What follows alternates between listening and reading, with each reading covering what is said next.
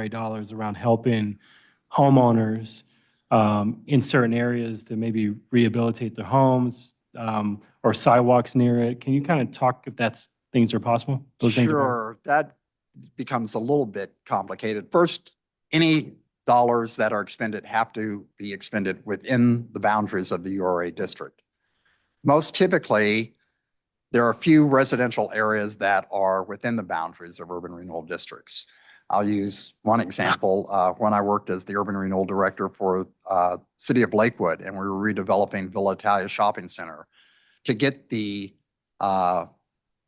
ordinance passed to create the urban renewal district, we had to ensure that there were no residential properties included, because urban renewal also allows the use of eminent domain. And so many residents hear urban renewal, and often that creates, government's going to come take my house. So while it's possible to invest in residential development, and certainly many urban renewal areas do include typically multifamily housing, typically the type of activity that you're talking about doesn't often occur in an urban renewal area. Up in, I want to say Erie, they were able to use urban renewal dollars in commercial structures for redevelopment activities because they found those structures to be blighted and a public safety, health and safety hazard. So if you apply that to the circumstance that you're talking about, if there was a single family homeowner and if his home were determined to have blighted conditions under state statute, it's possible that those dollars could be used for that purpose, but that's not typically the case. So I guess in a Commerce City context, with our various URAs, is there a conversation to be had about how we can support our residents? Because we have residential properties within some of our URAs. And I guess I'm curious, is there a conversation to be had about the possibility of using some of the funds to help not do eminent domain, but provide opportunities that support the redevelopment of some of our residents, especially long-term residents? And I think about a project in Montrose, for example, where they were able to use urban renewal across their Riverwalk. And in that, they were able to help obviously develop some multi-unit housings, but then they work with the local nonprofit to provide more resources.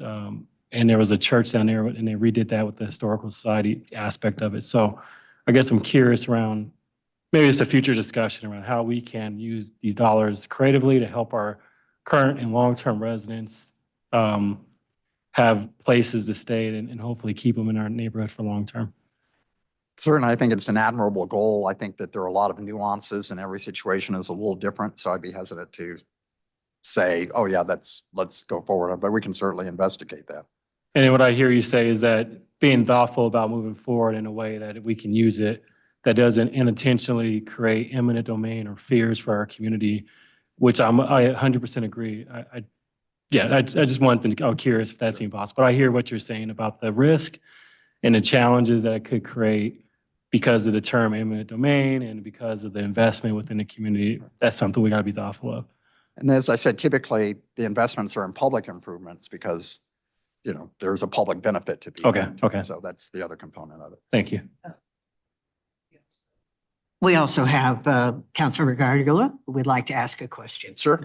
Yeah, I just kind of really want to echo and put a priority of what Councilmember Duke is saying, especially in the Derby area, Greyhound, because I think we do have a lot of longtime residents there that haven't moved, and just have it in the forefront of when we are doing this to always think about those residents because they're not going anywhere. So just kind of echoing that and keeping it in the priority, especially Derby. Thank you. Sure. Any other questions? Okay.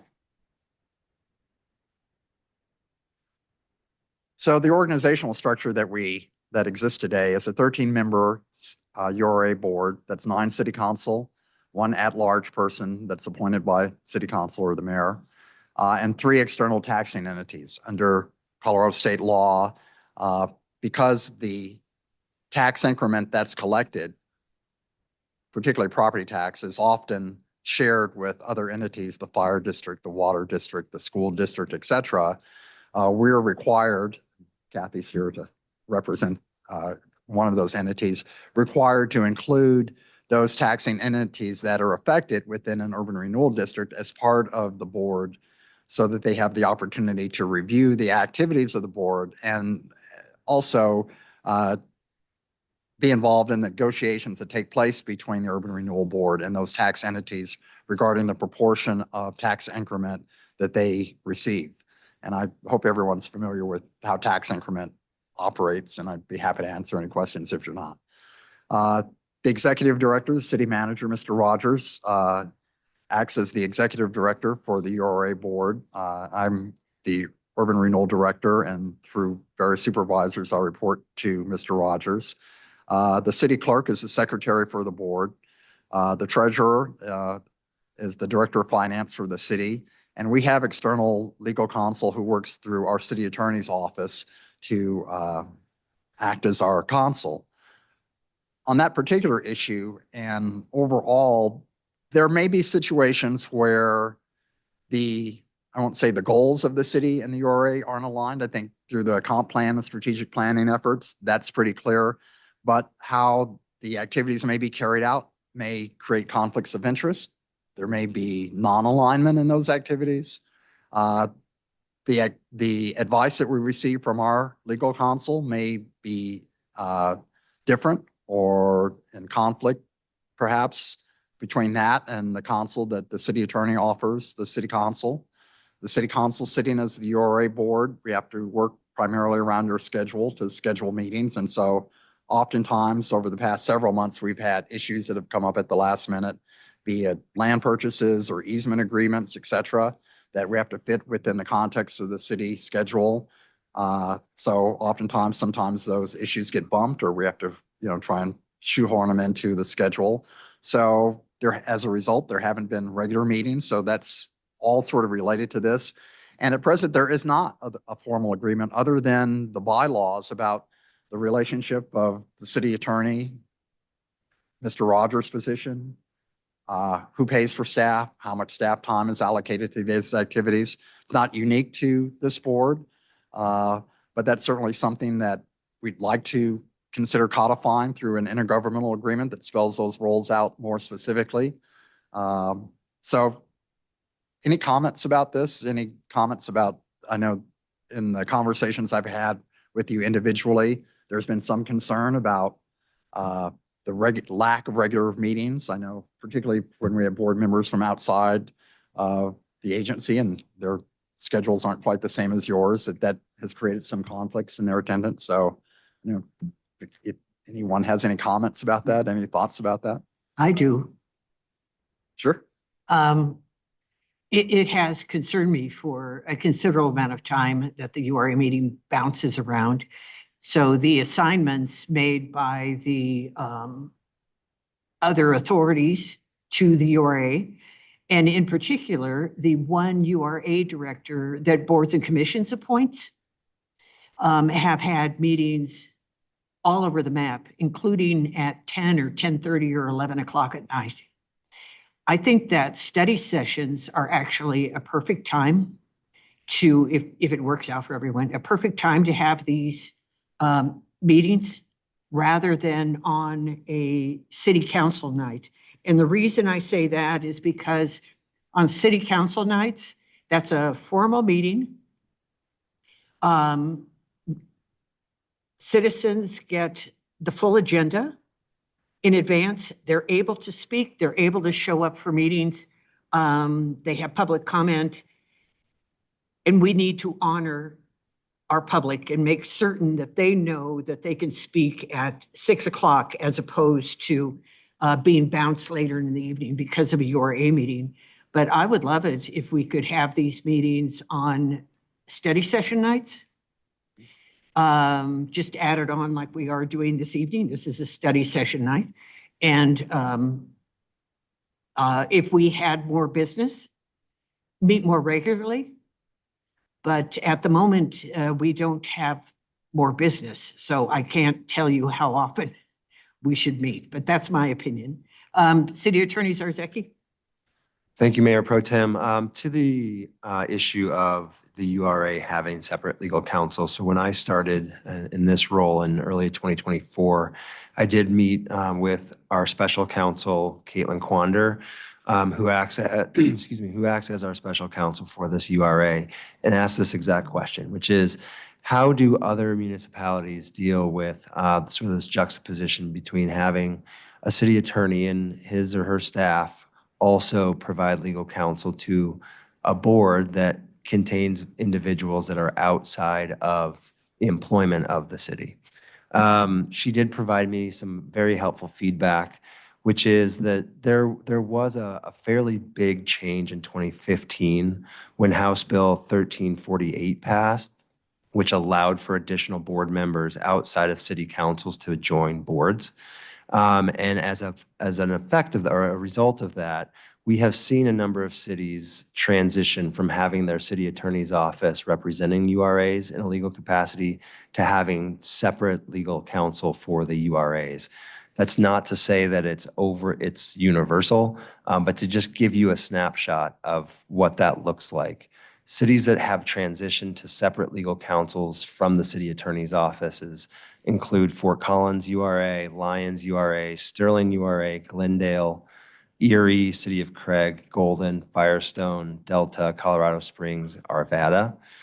Cities where city attorney still remains the primary counsel with the special outside counsel advising, particularly in instances where there may be a conflict: Central City, Aurora, Thornton, and the City of Delta. So again, it's not universal, but in speaking with Caitlin, our sense is that the more active URAs are, the more likely it is that there may be some conflicts between the URA and the city's position on certain matters, which would necessitate either using special counsel more frequently or separating entirely. Just want to give you that snapshot. Thank you. Thank you. And I do have three other speakers for you before I turn it back to you. So that would be Councilmember Ariola, Mayor Douglas, and Councilmember Trujillo. So Councilmember Ariola. Thank you. I would agree on having it a separate night than city council meetings. I do like study sessions, but even if we could meet regularly on a different night that works for everyone, I think that also sets precedent that it's a priority, and it gives our residents that we're really working on these 4 areas or the URA. I think that it says something that it's important to us, so we don't have to rush at a study session or a city council. Not a disagreement with the study session because we do have more time, but I think if we could get a different date that works, I'm all for that. As for the legal aspect, what is the cost to having a special counsel compared to an external counsel? What does that look like? That's a very good question. I don't have an analysis before me. I will say, for example, this evening we have a potential executive session that we'd be entering. We have special counsel that would be participating in that because, again, there are several parties to agreements associated with that special warranty deed, including the URA and the city separately. And that's a perfect example of where the conflict of interest might be triggered. So it's a good question. I can get you all some more information on that if you would like. Yeah, no, and I'm not disagreeing with it. I think it is kind of going towards that to keep it separate, but definitely I think it's kind of looking at the cost, and then if something legal, what's that going to cost us, right? So really comparing in that. So thank you. Mayor Douglas. Thank you. Let me see here. Okay, sorry, just make sure I'm mute. Thank you, Madam Chair. Yes, as far as another night, I would say the second Monday, like the first study session of the month, probably be good because I'm looking at the other days of the week and I'm on a lot of boards and commissions, so I'm not sure how that's going to work. Plus, we'd have to make sure our outside agencies can make those other meetings during the week as well. So that's why it's always been Mondays for URAs because it doesn't conflict with other agencies' dates throughout the month. That's all I have. Thank you. Thank you, Councilmember Trujillo. Thank you, Mayor Pro Tem. Just want to understand, is there a general conflict on Mondays or just council meetings?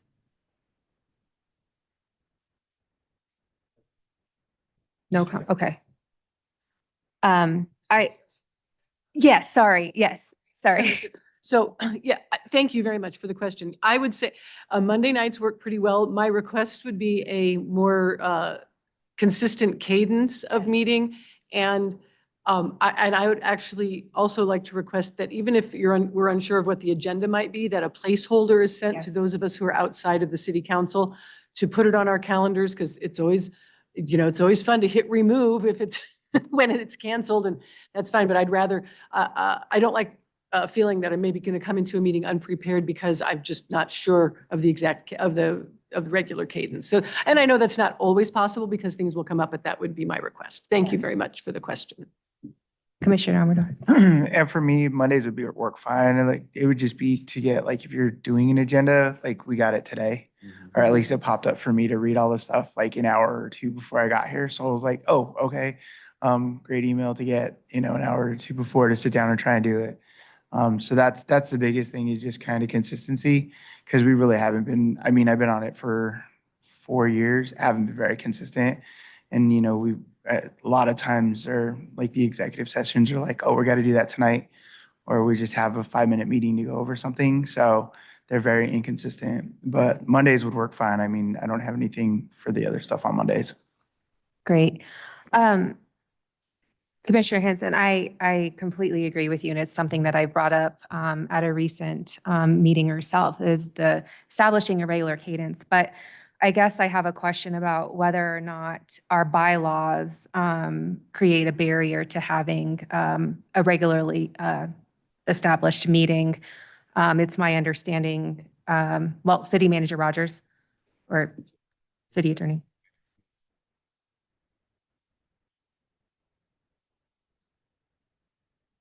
Thank you for that question, Board Member Trujillo. So yes, as it currently stands, any ability to hold a URA meeting is required for a special meeting to be called. So there is a limitation as it's currently stipulated in being able to have a more frequent cadence. Therefore, even being able to send a placeholder is difficult because, right, we'd have to call for that placeholder to be agendized, but then with a special call, we then have to have a deliberate talking or functional item to bring forward to the body. So, to me, the thing that I've not heard, and is something that you all may want to dive into, is the threshold question: how active do you all want to be right now? And we will be getting to this, but might as well just get there now. There is a deliberate response in how the URA has been utilized as a tool with regards to redevelopment, removal of barriers, and looking at new development within the scope and scale and size of those different districts. There are ways of being able to create housing stability, rehab programs, to be able to create public infrastructure, cost participations with entities in support of the bigger picture and the matter around such, and other programmatic opportunities that can be leveraged from TIF dollars. But the threshold question has to be: how active and how progressive and what level of risk tolerance are you all as a URA board wanting to undertake across the various districts that you have and the time that you have within those districts? So the threshold question, to me, still has not been answered, which will then dictate the level of frequency and the level and the things that then need to be outlined within those bylaws as well. If I can add on to what Mr. Rogers just mentioned, there is even a portion of that gets down to the very operational level about what contracts can we execute, what procurement can we undertake. As it stands right now, virtually all those decisions have to come before the board. And so in terms of even our ability to respond to opportunities in the marketplace, to evaluate, a property for possible acquisition, to bring on a consultant to advise us in that process, stretches that out to several months because of the existing procurement policy. So to Mr. Rogers' comments about the risk tolerance of the board in terms of how we operate and the administrative kind of portions, that's also a component of that question. Thank you for that, City Manager Rogers. I definitely look forward to having that conversation. Lastly, I understand the conflict issue and would agree that we would need separate counsel. But in terms of the legal fees, I know you said we're not quite sure exactly what that would cost, but that money comes out of the URA, correct? Versus the city? So currently, no. So we have been using special counsel for the URA, and that is currently being paid out of my legal budget. Okay.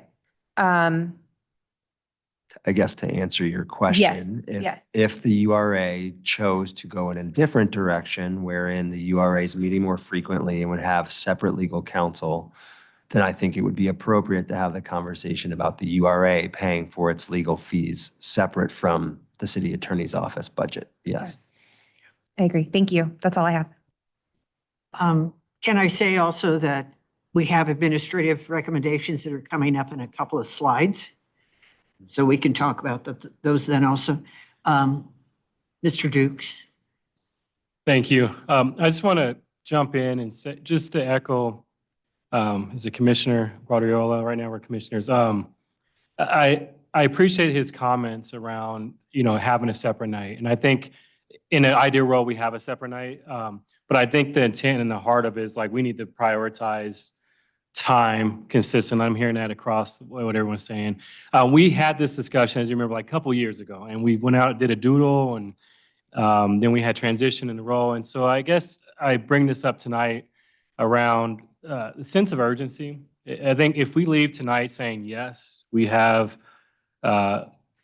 to move forward, we want to get active, we want to be able to have intentional conversations around all of our URAs. I would love to leave tonight and with that. As far as Monday nights, I think it's okay. I'm okay with Monday nights if external partners are okay with Monday nights, because I think on the council member side, we can adjust our study sessions. I think they're in great detail, they're needed, but we can shorten them. We have the ability to plan it out so we can really spend an hour and a half diving and making this priority. And so I think it's needed. I think it's time. And I think it's warranted because we're on a clock with a number of these URAs. And so when the clock starts to run out, we're going to be panicking, like, do we extend it? Do we not? Versus like taking the time to really dive in and do some collective thinking around how do we address some of the big issues that are going to come when we start using funding. And so I would have loved to have that discussion tonight and actually move forward with it before 2 years is up. Thank you, Board Member Kim. Agree with what Councilmember Duke said. I think just the fact that we don't have a regular cadence as it is the fact that, especially with our external folks such as Commissioner Machuga, Commissioner Amador, Commissioner Henson, right, coming in and trying to figure out, and to what Commissioner Amador's point was with regards to, okay, 2 hours just before an actual meeting, oh, I got to be here, is really unacceptable. So I think to what Executive Director Rogers had mentioned earlier too, as far as how much of a risk do we want to take, I think as far as cadence is concerned, what I'm hearing as a collective is more like we do this either on the first or second study session. We start up the study session, but then right after that, we jump right into URA to talk about whatever it is that we want to discuss and obviously prioritize.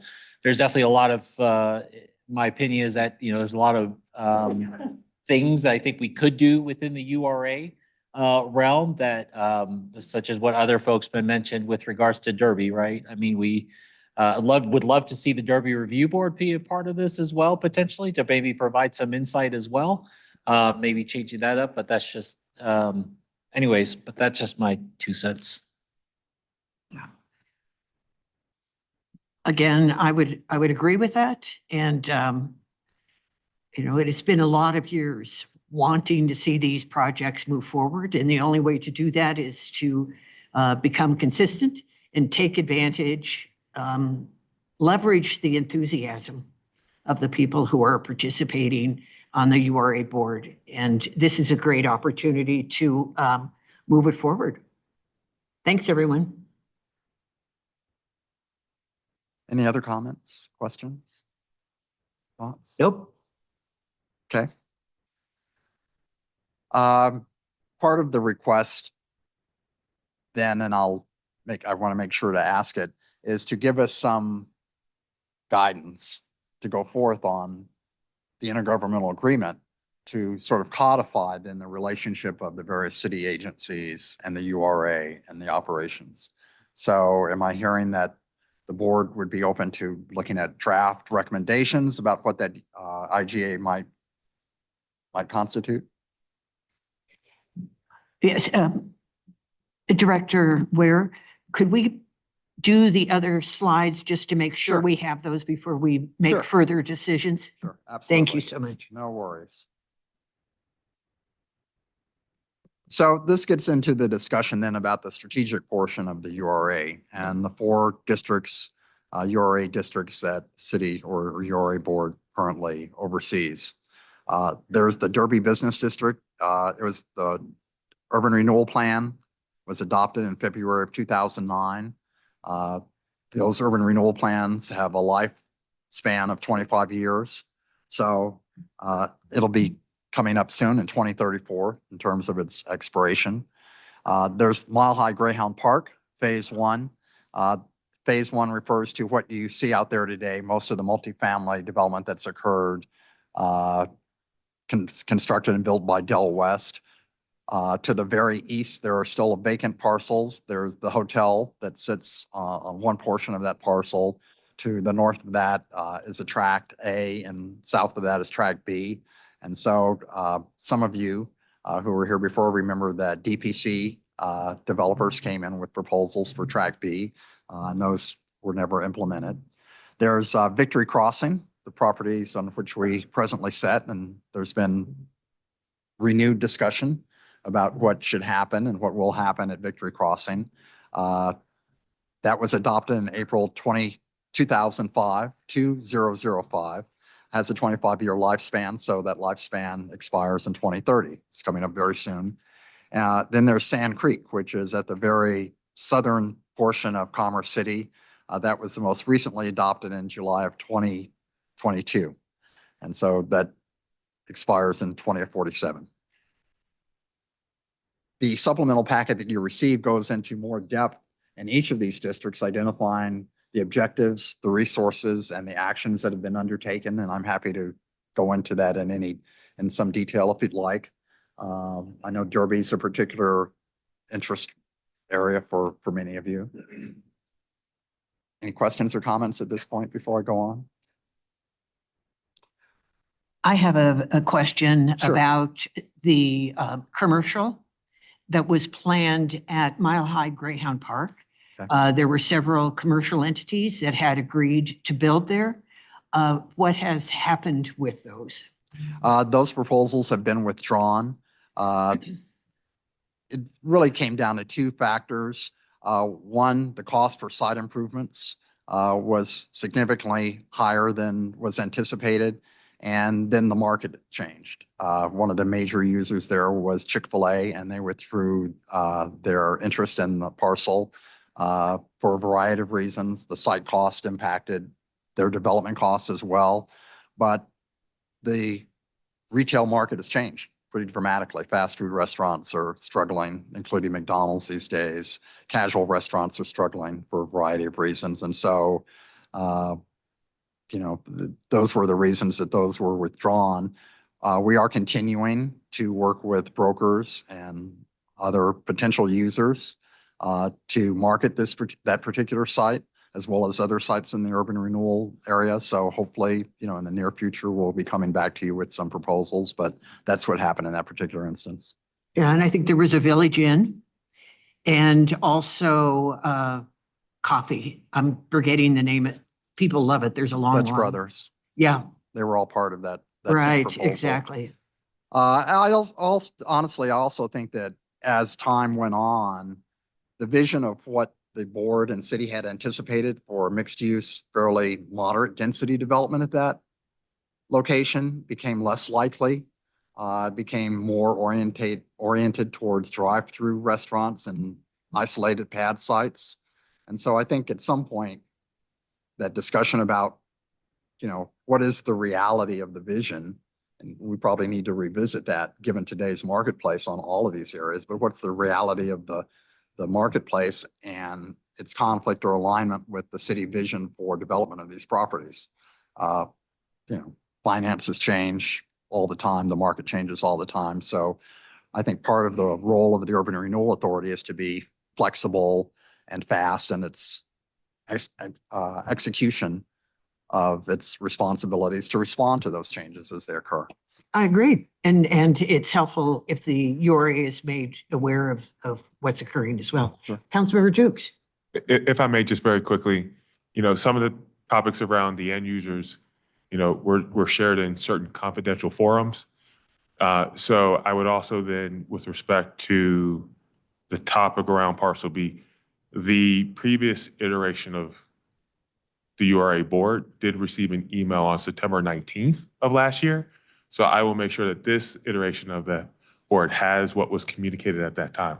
But obviously just with even though that end user or that developer is no longer a party to us in any agreement, we just need to be mindful about the end users which were discussed in a confidential forum. So I just share that for us all globally, prospectively look as we go forward when we re-engage in those type of activities. Thank you. Similar question, not so much the end user on Sand Creek. There was conversations at one point around how that's going to be activated with some workforce and some restaurants in that same area. Is that still a conversation that's moving forward, or is there a status on that in the Sand Creek area? The last conversations I've had with the property owner were that he wasn't receiving any interest from the marketplace. Okay. We've tried to direct some potential users in his direction. Once again, cost factors in the market are, somewhat at odds in that location, but, we're continuing to pursue that. Okay, thank you.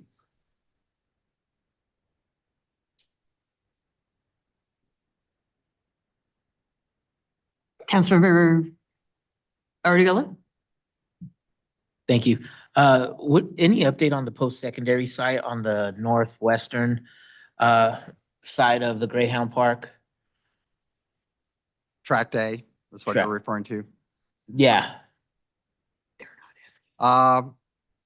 We are reaching out to Adams 14 to understand their interest in pursuing activities on that site. We've had conversations with a number of other educational institutions and cultural institutions.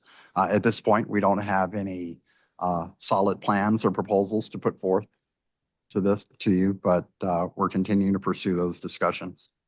And maybe you could clarify this, because when the IGA was signed for the Mile High Greyhound Park, all the tracks, it was signed that in that area, a K all the way to 12 couldn't be on there, only post-secondary, right? Because am I correct? In that tract, there couldn't be any K-12 institutions, only post-secondary. So I think what he's talking about is the cooperation agreement in which there's the reference to the career center site, which talked about, and I know that I think we have Caitlin online as well, so you may be able to reference that, but to that, it spoke to an expectation of having a career center and working in good faith negotiations with the school district to accomplish that. Good faith negotiations is not defined as to what level of activity has met that test. And I think that's where we continue to navigate. But yes, in a different way that addresses your question, that yes, no K through 12 was anticipated. There was no stark limitation saying that thou shalt not be allowed. There was discussions around, once again, driving for a career center use on parcel A. So I was on the board at the time, and maybe my memory's not serving me as well, but that was a point that Commissioner Archuleta brought up before and we all had to sign it, and that's how it went through because of the distance of Central Elementary School. And so I just want to know where we're at with that, if it's somewhere signed, because from when I was on, I remember it wasn't moving forward, and maybe the special counsel could, I think she was the same person that we used between 2017 and 2021, that it wasn't moving forward because of that, and the district and a couple other special districts weren't going to sign that IGA or the, so I just want clarification of that. Yeah. For So that. We're in a holding pattern. There had been for the better part of 12 to 14 months, a feasibility analysis that was conducted in conjunction with Adams 14 to look at what's the appropriate institutional use on that site.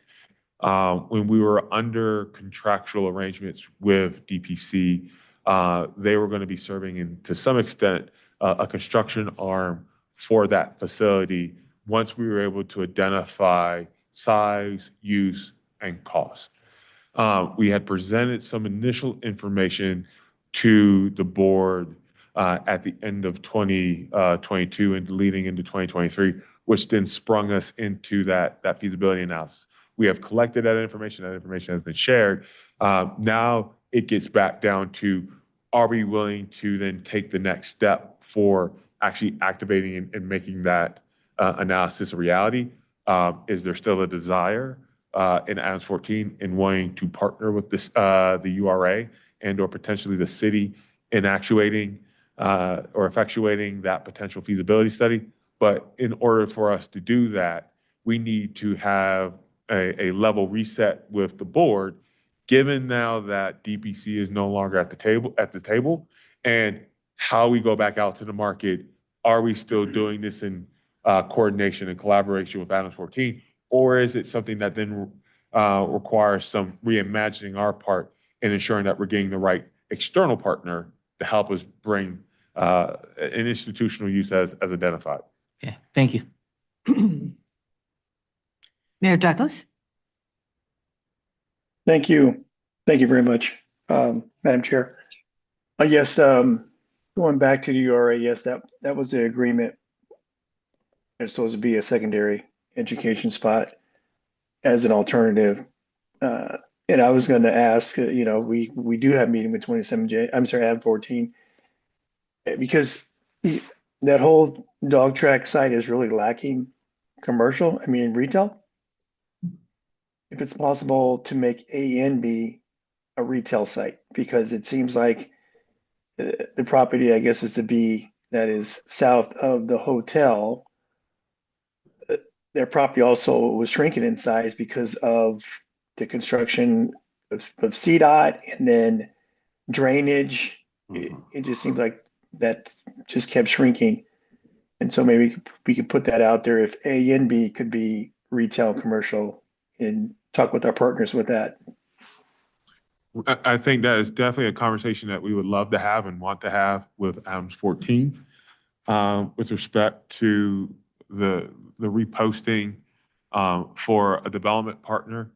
And I think the scope of work around that, we just want to ensure that we have and that Adams 14 agrees to that, have met our obligations as outlined in the cooperation agreement, which speaks to having negotiated and tried to work in good faith efforts. But once again, we want to make sure that we are in collaboration and coordination with Adams 14 on that interpretation of that agreement arrangement. Okay, as luck would have it, we have an Adams 14 board member who is part of the URA. Mr. Amador, would you like to speak now? Yeah, so for Mr. Guardiola, in the 2022, when we were talking about that parcel, it was going to be X amount of money that we would have to invest as Adams 14 to be able to help build the structure that was going to be there. At the time, we did not have the money. we didn't have the resources to build it. So it went from like I think it was 20 to 30,000 square foot and went down to like 10,000. It was going to be like a culinary thing that we would be able to provide some of those culinary kids to be able to learn how to run the hospitality area there so that they can kind of run and help with the hotel as well. That was the discussion. And then recently we received a letter saying all obligations were completed by the URA. So we have not had conversations with them since 2022, 2023. From sitting down and seeing the letter that was sent to us, I believe we received it in, I'm trying to think, December of this year. That was saying, or December of last year, that all obligations were met with the two modules that were put on central and that it could go in a different direction. So we haven't discussed that, said that there was that we had moved our education to a different area, which we had it. We've closed some schools to be able to move our stuff with Hanson and then pass the bond to be able to build a new middle school and start to design some of our academies there. But that's like I said, I mean, looking at this, what she was talking about, we haven't had conversations for a while with the parcels and who was coming, what they were doing. The last ones we had were quite some time ago. And then during some of those conversations as well, Victory Crossing, how are we holding, we gave Cronky all that land and he was supposed to develop here. We're 4 years away. There was no development because he said there was no development for here. When it was originally given to them, it was propositioned to build hotels and other kind of commercial stuff here. And I mean, we're 21 years into this project and all that's been built there is a stadium. So, I mean, there's a lot of stuff for the URA. That's why I said frequency of it and how well we want to dig into the 4 parcels would be great because Derby's coming up pretty quick too. Councilmember Dukes? I agree. Again, reiterating we need to meet. We need to find time to discuss it.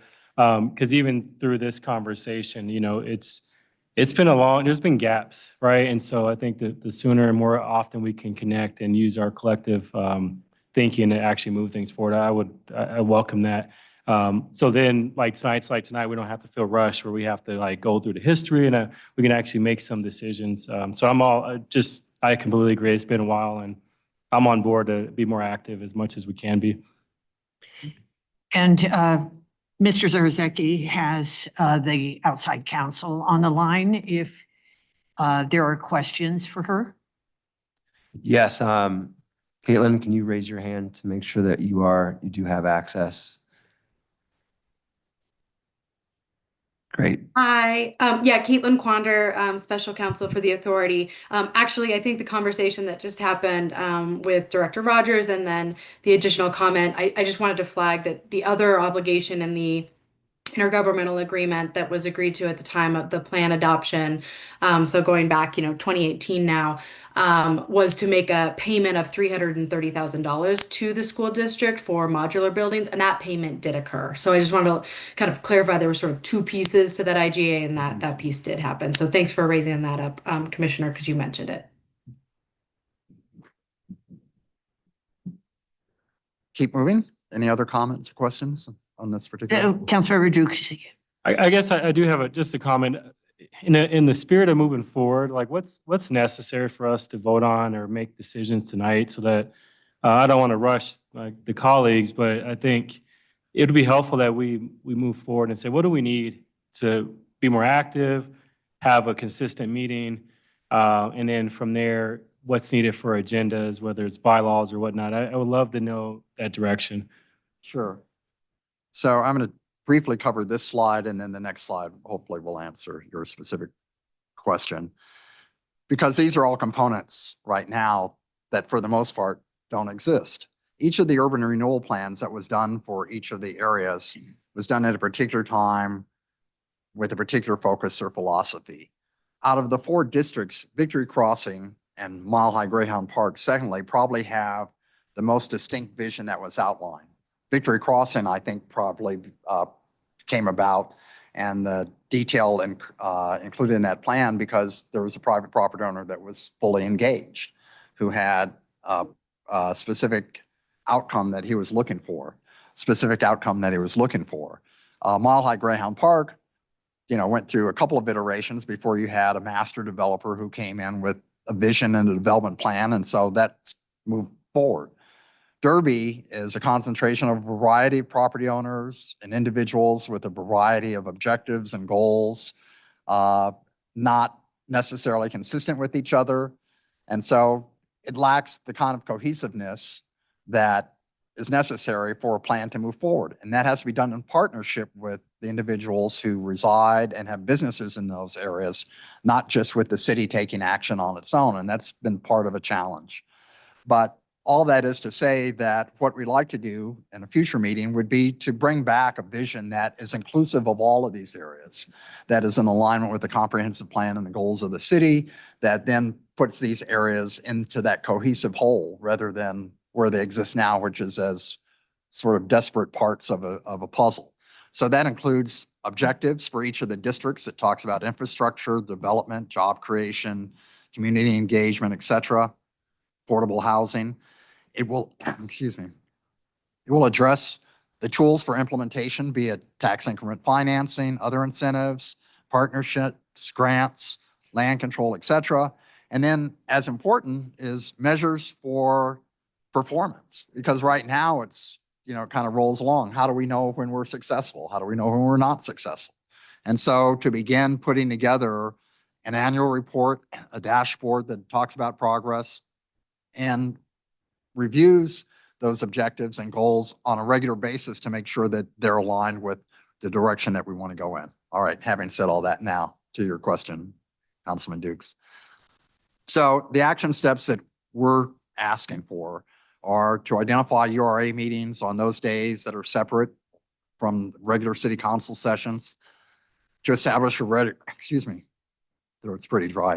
quarterly meeting schedule, to come back to you with goals and objectives that are in alignment with strategic plans for the city, to draft an intergovernmental agreement that would establish the relationships and roles and responsibilities, and then to review and make suggestions to revise the bylaws that address such issues as procurement, procedures, and other administrative elements.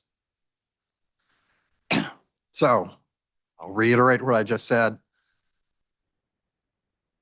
Direct us to put together an intergovernmental agreement, revise the bylaws, thank you, and then prepare a vision and mission statement and strategic plans for each of the URA areas. Yeah.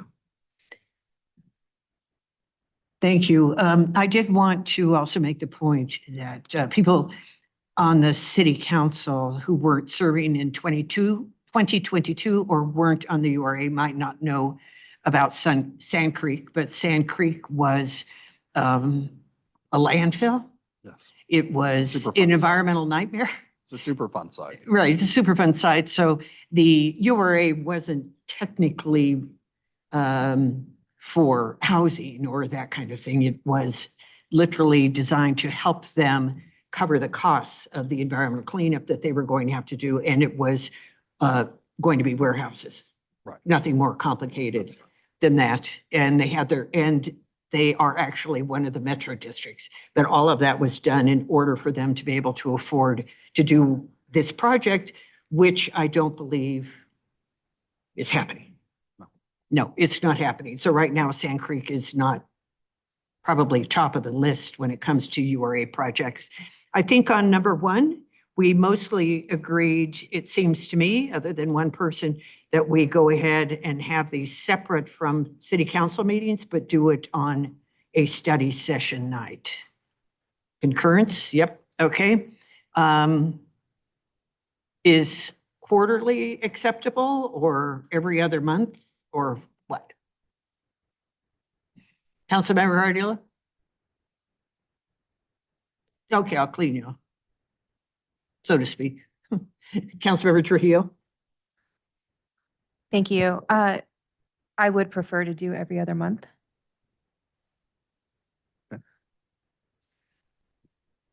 Okay, any objections to every other month? Oh, Mayor Douglas? No, I was gonna suggest as well, so I agree with Commissioner Trujillo. Thank you.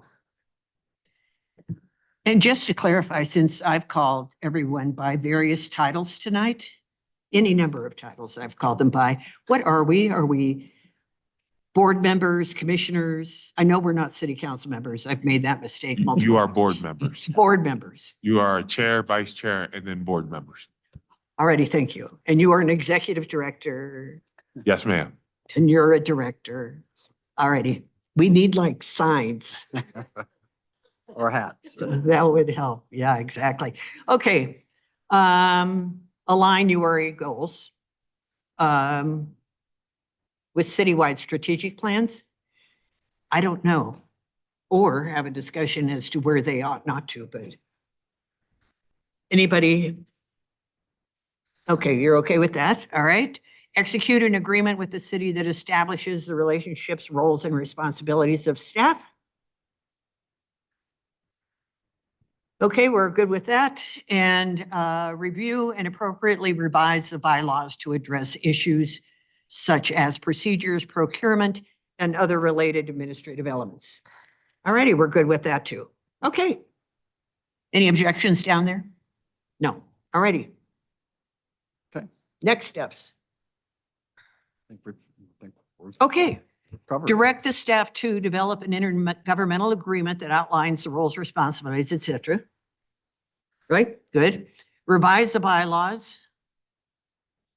Yes. Okay, good. Prepare a recommended vision and mission statement and strategic plans for each URA area. Good? Okay, good. Executive Director Rogers? Thank you, ma'am. Number one and number two are, No, It- that's it- board chair. yes, ma'am. Madam Chair,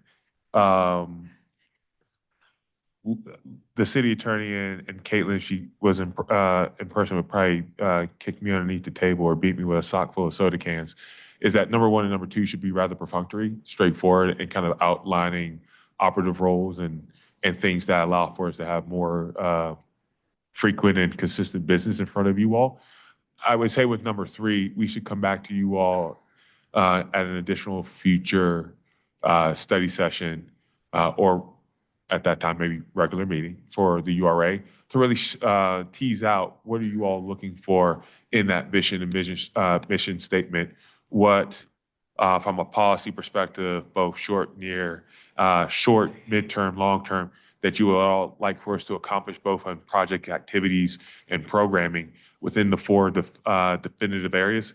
At the same time, do you all want to continue to expand and grow and adopt new districts throughout our community, or is the four that you have where you want to hang at? I simply say that as that number three, we're going to need to get back underneath the hood with you all and really understand where that alignment and that vision wants to go to make sure that we're hitting that mark. All righty. Can I say something? Yes, So if sir. we're gonna do that, I mean, we have two of those visions that are gonna expire here within the next less than 10 years. One's gonna be in 4 with Victory Crossing, which we're sitting on, which is nothing but dirt and parking lots. And then we're looking at Derby that's gonna expire in 2034, so we're what, 8 years away of that one, and we really don't have a vision or plan for that. The other ones are a little bit long-term. But really, if you want to get in there and you're wanting to meet every other month, that's 6 meetings over the next year. And that's, I mean, you're looking at what, 6, 12, 24 meetings before that one's up for Victory Crossing. I mean, it seems a little short if you really want that. I mean, there was a plan and a vision. I mean, I believe you should know what your outlines are for your jobs, that it wouldn't take that long to design what you guys are going to do and have the bylaws. We can look at the bylaws and come back to those if we do them in our spare time and have questions. I mean, you're asking us to look at the bylaws, right? So we get the bylaws and look at them, or do you have to look at them and approve them? So you all will have to approve that by action as the URA board as far as the bylaws. So the bylaws is something that we can work on, we can outline and bring that to an official meeting. It's more about number three, which is a little bit more subjective, as well as navigating where that plan begins and ends in relationship to where the guidance comes from the city and how the URA is the implementing body of that vision. But there are activities and programs that you have to outline and have to define in order for that. So that's not as necessarily as black as white as Right. one and two. Yeah, I was just saying, I mean, we're looking at a vision and plan for each section. When you're running out of time in those sections, that we've had a vision for 21 years at one of them, Yeah. and nothing's developed really move forward in that division, and we've really never looked at it. You know, we've been focused on Mile High Greyhound for the 4.5 So- years that I've been on this URA board, and those ones have just kind of been dropped to the side. So take a Right. step back from the four. Yeah. Because when we think about strategic plan, we're thinking about it from the operative perspective of Conversation. the commissioners. No, so because the city's already set the vision, so the URA can't set an independent vision from the city. The URA has to has to implement that vision through the dynamic tools that it's given under state statute. So we're not necessarily looking at the strategic plan or the tools per se for each independent district, but thinking broadly as a body, where do you want to be thinking at it at a higher level that then will be able to trickle down into day-to-day as we're working through those different districts or new districts. Sure. So for us who are not on city council, because we don't have that vision should come to us. We could look at it so that we can align with what they have, because they should have a vision that's already in those, because you technically already have a vision for the city. So how can we help implement that as a URA board by actually giving it to the people who are not here every day to deal with that vision that you guys have, so that we can be on board and be able to work with you guys to build that vision? Because it looks like the disconnect's going to be between us and them, because they're here every day for their commission, for city council, and they know what the vision is for the city, where we could look at it, but we're not in depth where they are. So being able to give that to us to be able to look at it too, so we're on the same page. So That's kind of the disconnect. So certainly as we're preparing these plans, the forward and context in which each of these districts exists will be part of the plan. So we'll make sure that, you know, as we talk about each of these areas, we'll fit it back into what that vision is for the city as a whole. To me, it brings up an interesting question, though, is any potential conflict, let's say, between Adams schools and its growth patterns, et cetera, and the city goals. And you guys will have to have the discussion about how that works. Right. Councilmember Trujillo. Thank you. I want to make sure that we're continuing to do work while we're developing the vision and mission and all. I don't want to spend all of our time for the next 6 months to a year developing these when we are on tight timelines, particularly relating to 2 districts. And so, I think that's what Board Member Amador was saying. Amador, sorry. So I just also want to reiterate that and the importance of that. So.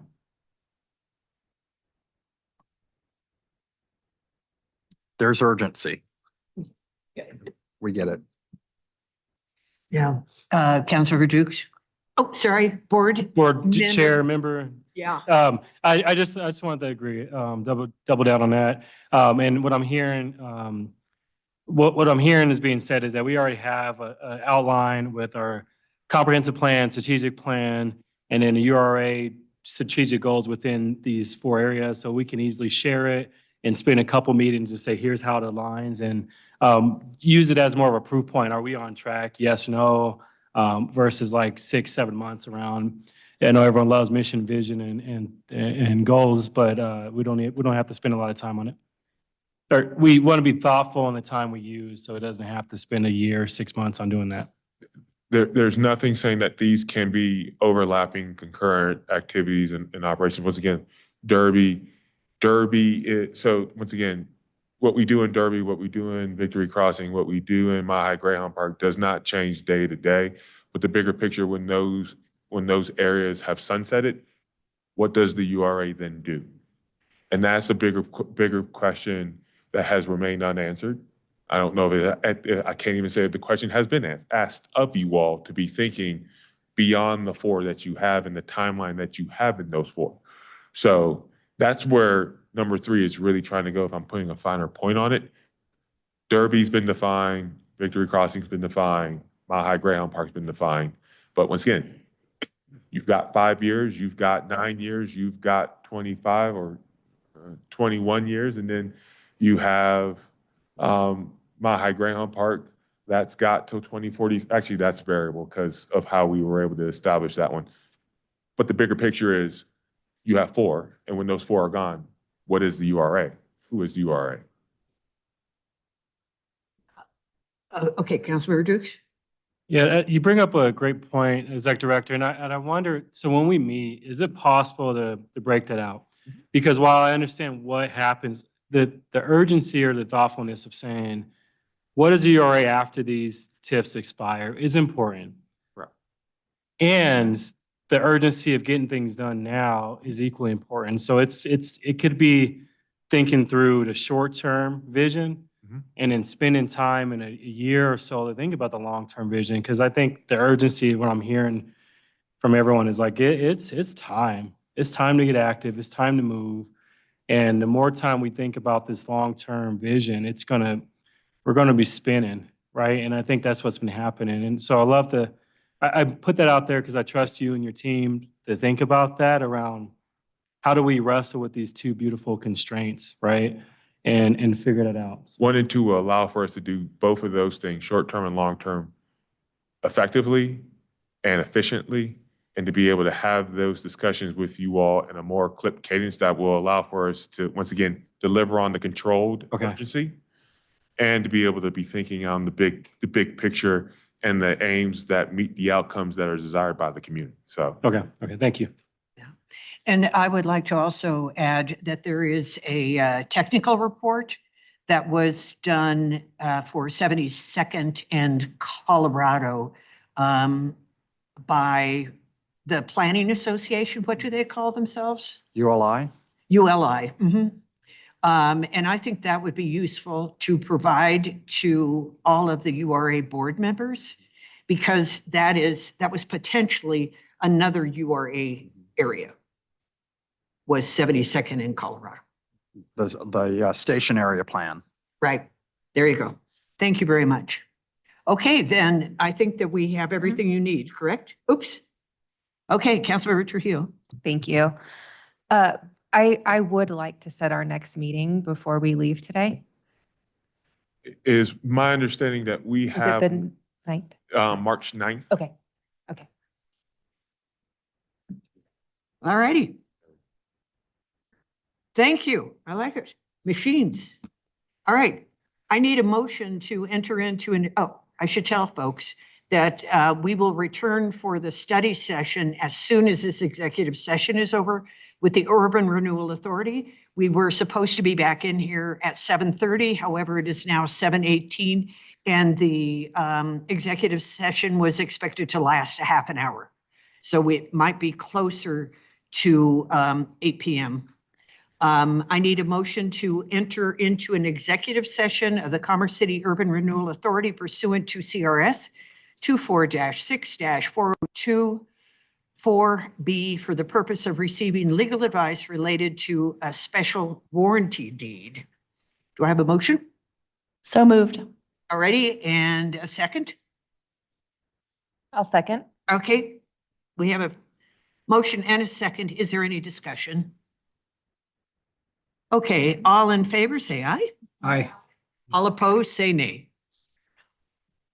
All righty. Mayor Pro Tem, before you all leave, can I please take a roll call for the clerk, for the executive session? I'm going to take a roll call to account for everyone for the executive session. I'm asking for the roll call if that's okay, Mayor. Okay, the Thank roll you. call outside of the executive session as opposed to within the executive. There's session. roll call outside to make sure that we do have the 2/3 requirement to enter the executive session. Alrighty, well, Thank you. Mayor Douglas has left. So is he still on? Okay, Mayor Douglas, are you coming to the executive session? Yes. Okay, thank you. Okay. And Board Member Henson and Board Member Amador? Yes. Yes. Okay, Is that good? is everybody else coming? Yeah.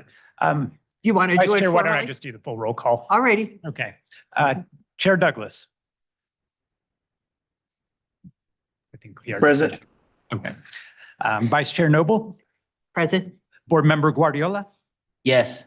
Board Member Teeter, Yes. Board Member Sandoval, Board Member Kim, Yep. Board Member Dukes, Yes.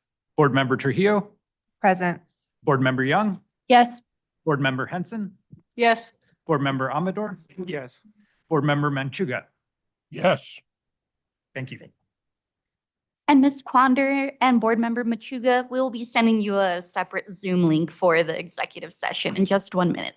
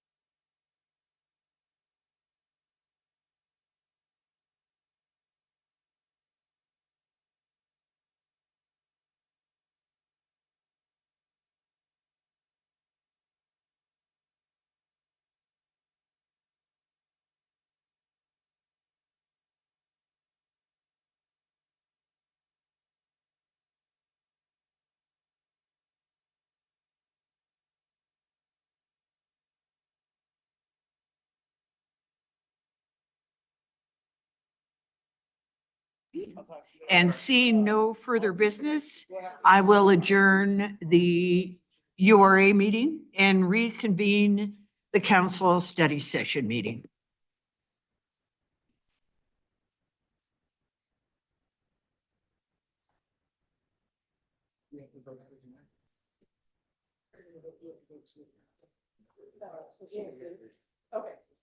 Are we converted?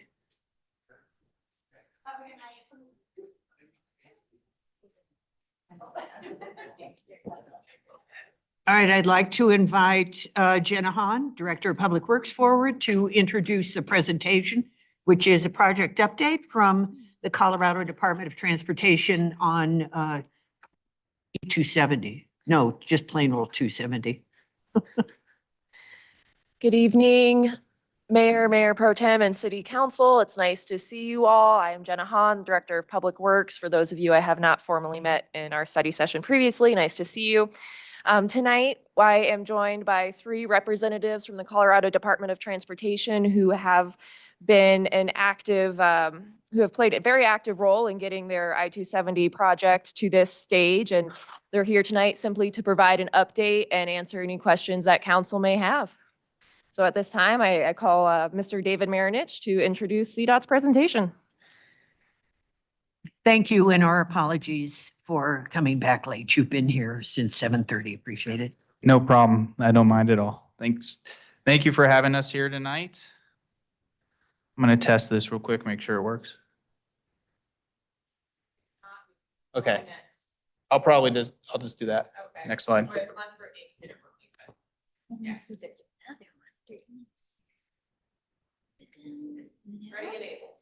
Okay. All right. Well, thank you for having us here tonight, City Council. We're excited to share our progress on the I-270 corridor improvements project. We're very grateful for the opportunity. Tonight, I'm joined with Stacia Sellers. She's the communication director on the I-270 project. And I'm here with Derek Rosenbach. He's the environmental lead for the I-270 corridor project. So as I'm sure you're aware, CDOT just held a series of public hearings at Adams City High School for the I-270 project. We shared the DEIS with the community, and we held meetings at the Adams City High School on January 8th, 10th, and 13th. And then we did informational webinars on January 7th and January 15th. The comment period for the DEIS ran from November 1st through January 20th, 2026. So we're currently through with the comment period. CDOT's going to respond to all of these substantive comments that we've received during the comment period, and including those from the public hearing. So we had a court reporter at the public hearings taking transcripts and recording comments. The final EIS will include copies of those comments, those substantive comments, and CDOT's responses. And we're hoping to complete the final EIS in the summer of 2026. However, this date is open to change as there's a lot of schedule uncertainties that are inherent with the NEPA process in general. We'll continue to work closely with Adams County and Commerce City Public Works representatives as we move closer to that final EIS. So next slide. So what is a DEIS? You can see here an environmental impact statement evaluates the potential environmental and community effects of major transportation projects. The draft DEIS presents the analysis and was released for public review and comment. And for I-270, it describes the projects and compares impacts of the alternatives.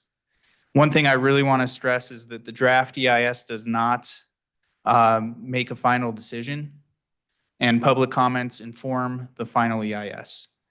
And although the public comment period is over, your input today and your questions today will still shape and form the decisions that we make during this ongoing NEPA analysis for the I-270 project.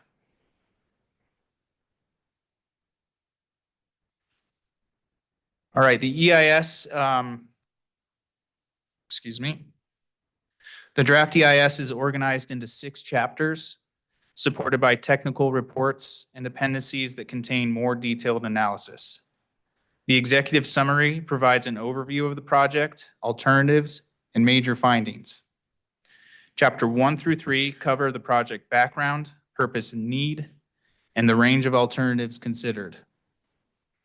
Chapter 4 includes the environmental analysis across numerous resource areas such as air quality, noise, wildlife, water quality, and community impacts. Chapter 5 includes mitigation commitments for the preferred alternative. And Chapter 6 summarizes public and agency involvement throughout the project. All these materials are publicly available on I-270's website. They're still posted even though the comment period's over. So with that overview in mind, I just want to talk through some of the project limits.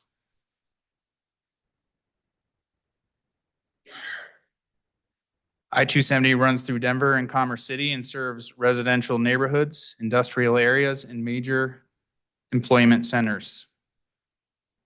I-270 is a critical connector for freight and regional travel, making its performance important not only locally, but across the broader transportation network. So the study area includes the entire 6.5 mile stretch from I-70 up to I-25. Next slide. And it encompasses interchanges at I-76, York Street, Vasquez Boulevard, and Quebec. Now that we've reviewed the project limits very briefly, I wanted to talk about the project's purpose and need. So over approximately the last 2 years, we worked very closely with stakeholders to understand, develop, and refine the purpose and need of the project. The purpose of this project is to modernize the I-270 corridor so it can safely and reliably meet current and future transportation demands. CDOT has worked very heavily with stakeholders, as I've said, and to support the purpose, the draft EIS identifies several transportation needs that must be addressed along the corridor. Improving safety is a major need, as crash rates on I-270 are higher than on similar corridors due to narrow shoulders, short ramps, and other outdated design features. Addressing travel time and reliability is essential, given recurring congestion and unpredictable trips that are expected to worsen with continued regional growth. Enhancing transit performance is important, since buses currently operate in the same congested roadways as general traffic, resulting in delays and unreliable schedules. A reliable lane on I-270 is the first step to expanding future transit on the corridor and to allow current RTD routes like Flatiron Flyer 5 to utilize I-270 instead of making a lengthy detour via I-25 and I-70. Better bicycle and pedestrian connectivity is needed because limited crossings and outdated facilities restrict safe access between neighborhoods, trails, and transit stops. Supporting freight operations is also a key need, as I-270 is an important freight and hazardous materials route where congestion and constrained geometry creates operational challenges. In addition to the purpose and these transportation needs, the DEIS also identifies a separate key project goal, which is to minimize environmental and community impacts resulting from the project. We feel we've listened to the community throughout these last 2 years to understand what they're most concerned about from an environmental and community perspective. And those are air quality and the impacts of the project during construction. So we're going to talk a little bit more later on about what CDOT's going to do for those 2 particular points, along with others. The project team evaluated a full range of alternatives to address this purpose and need. So there were 3 alternatives that looked at adding no lanes to the current I-270. Those are the no action alternative, which means no improvements other than routine maintenance projects. Bicycle, pedestrian, and transit only improvements. And then the minimal build alternative. The minimal build alternative would reconstruct I-270 exactly as you see it today with modern bridges, modern roadways, and modern shoulders. Then 3 looked at adding 1 lane in each direction. 3 general purpose lanes, 2 general purpose lanes plus 1 transit only lane, 2 general purpose lanes plus 1 express lane that accommodates transit. And the last 2 looked at adding 2 additional lanes in each direction. Those were the 3 general purpose lanes plus 1 express lane alternative, the 2 general purpose lane plus 2 express lane alternative. Each of these alternatives were chosen based off of the public input that we've received and were screened using evaluation criteria based on the project's transportation needs and the goal of minimizing environmental and community impacts. The alternatives that did not sufficiently meet those needs or introduce greater impacts without proportional benefits were removed from consideration. From this process, 2 build alternatives, the 3 general purpose lanes and the 2 general purpose lanes plus 1 express lane, were advanced to a detailed study in the draft EIS. The no action was also carried forward in the DEIS. For comparison, even though it is not going to meet the purpose and need of the project. CDOT held public meetings in April of 2024 and January of 2025 at Eagle Point Rec Center to share that the 2 build alternatives and the no action were carried forward into detailed analysis. So we're excited to share with you all tonight that we've completed the draft analysis of those alternatives. And based on that analysis and through our work with the community, we selected a preliminary preferred alternative within the draft EIS. The preliminary preferred alternative is the 1 express lane that accommodates transit alternative. It reconstructs the entire I-270 corridor and adds an express lane in each direction, a 4-foot buffer, and increased shoulders in each direction as well. So let's talk about some of the additional elements of the preferred alternative for a few slides. And then after that, I want to talk a little bit more about why the express lane was the preferred alternative. So there's numerous elements that make up the express lane preferred alternative that serve the purpose and need of the corridor. There's a lot going on this particular map, so I want to break it down on the next few slides. So key design elements including modernizing highway geometry, widening shoulders, lengthening ramps for safer and more efficient travel. The dark blue line there shows the added express lane in each direction between I-70 and I-25. The purple dots represent lengthened on and off ramp locations at York, Vasquez, and Quebec. The yellow dots represent enhanced lighting on the corridor at locations like York, South Platte, Burlington Ditch, Brighton, 60th Avenue, Vasquez, and Quebec. Eastbound and westbound auxiliary lanes between the on and off ramps at Vasquez and I-76 would allow vehicles, especially freight trucks, more time to reach speed to enter and exit the highway. I think this is very crucial for a lot of people. As we go around in the community, we hear you gotta stop the bottleneck at Vasquez. So these aux lanes allow the slower moving trucks that are entering onto the highway enough time to get from Vasquez up to I-76, and then also to safely get off the highway from I-76 to Vasquez. We also propose full reconstruction of South Sand Creek Drive there. That's the rightmost blue box with the white text.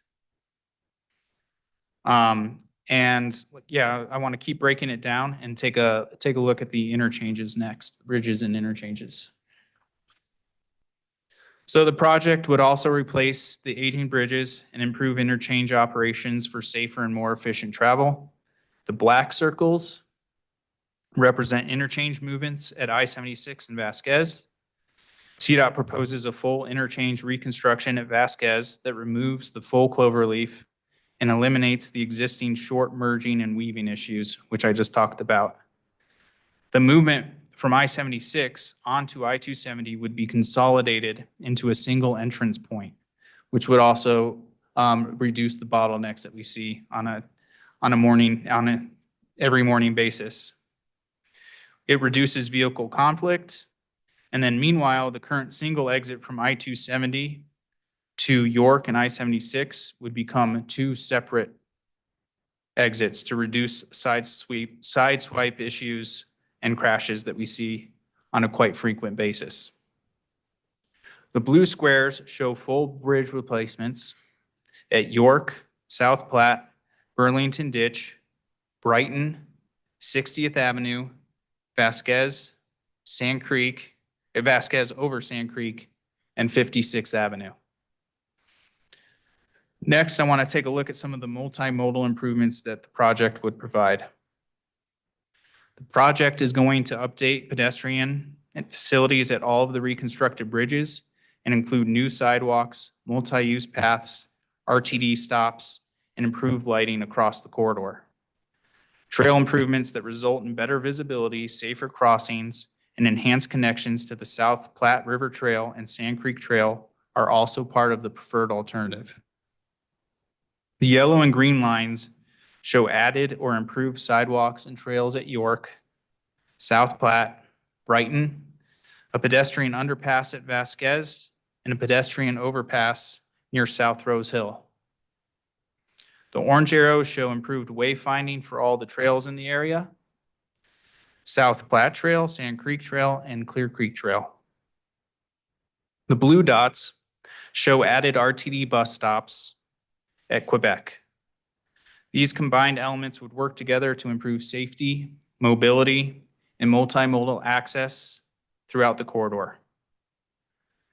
Also, it's important to note that since our preferred alternative would be authorized under current tolling laws, these additional elements could be included within the project construction scope and repaid using express toll revenue.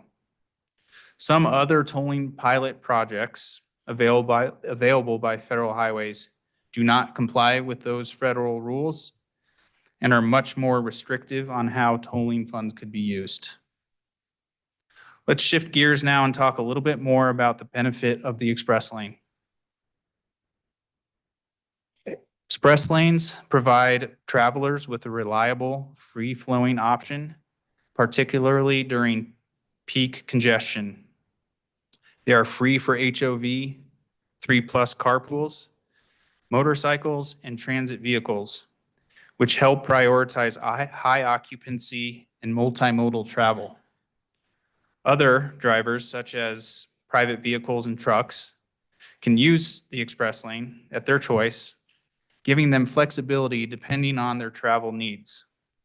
The lanes are dynamically priced. Toll rates adjust in real time based on congestion to keep traffic moving in that lane. The I-25 and US 36 express lanes operate in a similar way.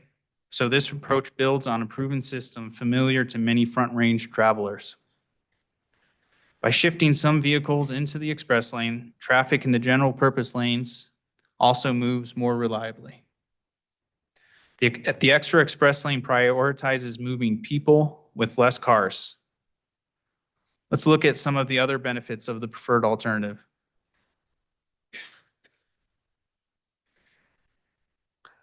Crashes, this preferred alternative reduces crashes by approximately 15 to 20% by improving merge areas, reducing weaving, and modernizing outdated roadway features. In terms of travel time and reliability, the preferred alternative reduces peak period delay by more than 20,000 vehicle hours per day and moves about 8% more peak hour trips compared to the 3 general purpose lane alternative, which helps stabilize traffic flow and reduce the stop and go conditions people experience today. Transit performance also improves. By providing more reliable travel conditions, the preferred alternative reduces corridor travel times for buses by 10 minutes or less, improving schedule reliability for people who rely on transit. Freight movement is a critical function of I-270, as we've discussed. The preferred alternative reduces peak hour truck travel times by nearly 20 minutes, improving delivery reliability for freight-dependent businesses and supporting the regional economy. For people walking and biking, the preferred alternative improves connectivity by adding wider sidewalks, better lighting, new crossings. It includes a 10-foot wide bicycle and pedestrian overpass and over I-270 and South Sand Creek Drive. It also includes the underpasses at Vasquez. With reduced congestion on I-270, more drivers are expected to choose direct routes rather than parallel roadways, resulting in approximately a 6% reduction in vehicle miles traveled and greenhouse gas emissions on major surrounding roadways compared to the no action alternative. So on a daily basis, there will be an increase of 150,000 vehicle miles traveled on I-270, but there will be a daily decrease of 200,000 vehicle miles traveled on the surrounding arterials like I-70, I-25, and I-76. The arterials that we're talking about are roads like Washington State Highway 224, York, Vasquez, 56, Quebec. So roads that are directly within Commerce City's limits, some of those. So taken together, these performance measures show how the preferred alternative addresses safety, mobility, and connectivity challenges while supporting the long-term function of the corridor. On the next slide, I want to talk a little bit more about how the project would be funded.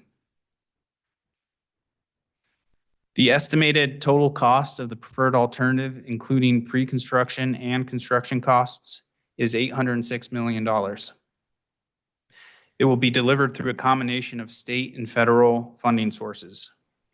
To date, we've spent $41 million on the corridor since 2020, which includes projects like resurfacing the bridge decks, bridge rail protection projects, bridge shoring projects, environmental studies, and preliminary design of the corridor, especially the phase 1 critical bridges, which I'm going to talk a little bit about later. The construction cost of the preferred alternative is estimated at $725 million. We estimate that it would cost $350 million to just rebuild I-270's current bridges, pavement, and other deteriorating infrastructure back to the exact same configuration that we see today. So where is that extra $370 million going to build the preferred alternative? It's being invested in features that directly improve safety, reliability, and quality of life for the people who use and live near the roadway every day.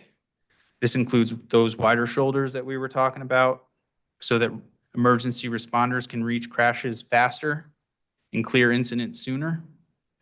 Reliable express lanes that incentivize carpooling and transit and help keep traffic moving during peak hours.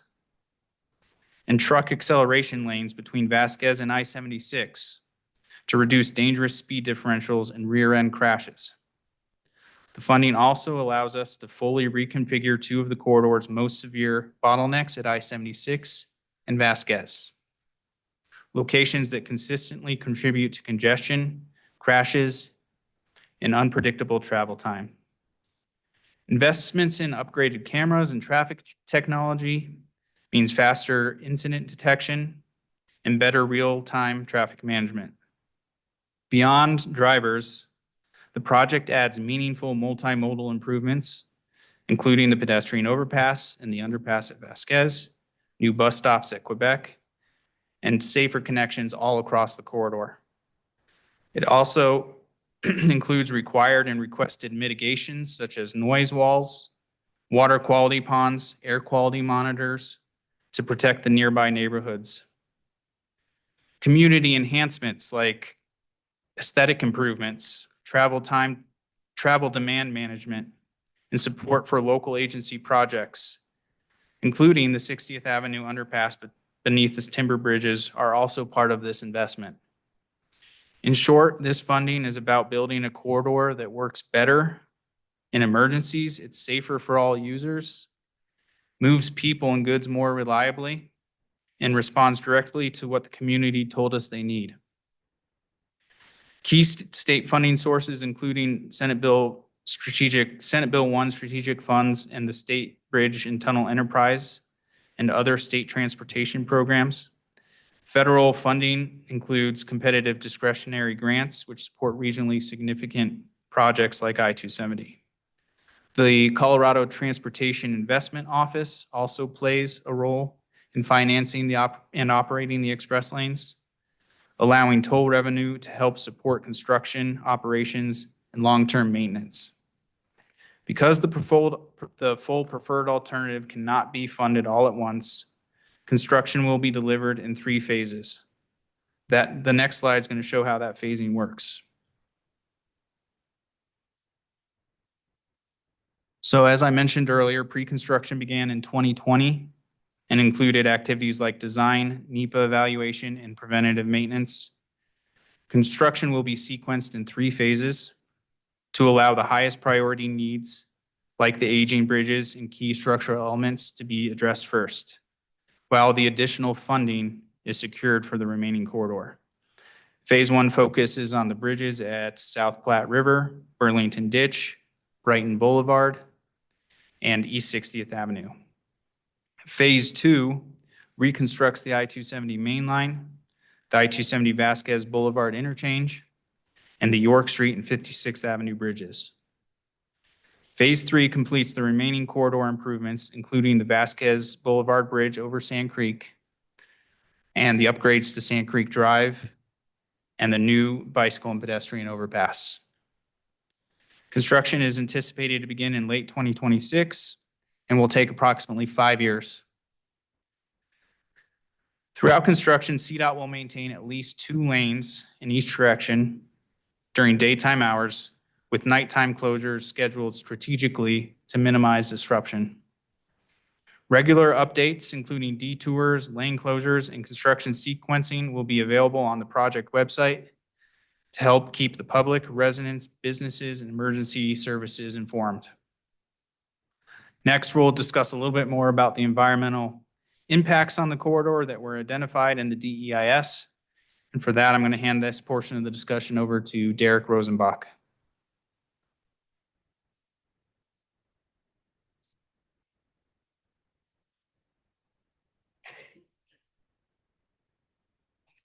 Thank you, David, and good evening. The build alternatives prioritize avoidance and minimization of environmental impacts by maintaining the highway alignment within the existing transportation corridor, thereby preventing any residential or business displacements and reducing permanent land acquisition. Furthermore, the design of the build alternatives avoid adverse effects to historic properties and minimizes impacts to recreational trails through the use of temporary detours and protective measures rather than trail closures. Despite many of these efforts, some impacts would be unavoidable when widening the highway to address critical safety, congestion, and freight mobility needs. For example, the build alternatives involve more impervious surface areas, encroachment into floodplains, minor noise increases, and the loss of some wetlands and wildlife habitat. To address these impacts, the build alternatives incorporate mitigation measures, such as upgrading the drainage system with more modern water quality features to treat runoff, recommending a noise wall, as you heard from David, near the South Rose Hill neighborhood, replacing wetlands where possible, and planting native vegetation. Now we'll briefly discuss other impact analyses that CDOT performed to adhere to state requirements. Next slide, please. CDOT also developed 3 reports that examine the environmental effects on resources that are separate from the federally required draft EIS. They include the air quality technical technical report, the greenhouse gas technical report, and the community analysis technical report. All 3 state reports are available on the project website. These documents were open for public comment during the same 60-day comment period as the draft EIS, which concluded last week. Now I'll hand it over to Stacia Sellers, who will discuss the public involvement that has occurred for the project, as well as the recommendations CDOT has received from the community thus far. Stacia? Thank you. Public involvement has been a core part of this project from the beginning. CDOT and FHWA followed best practice engagement methods, which include informing, consulting, involving, collaborating, and empowering stakeholders.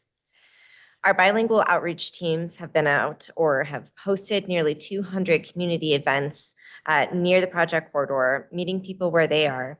So that included going to neighborhood meetings, community centers, business visits, festivals, trailheads, and other locations across the corridor. Across these events, CDOT heard from residents, businesses, commuters, freight operators, local governments, and advocacy groups.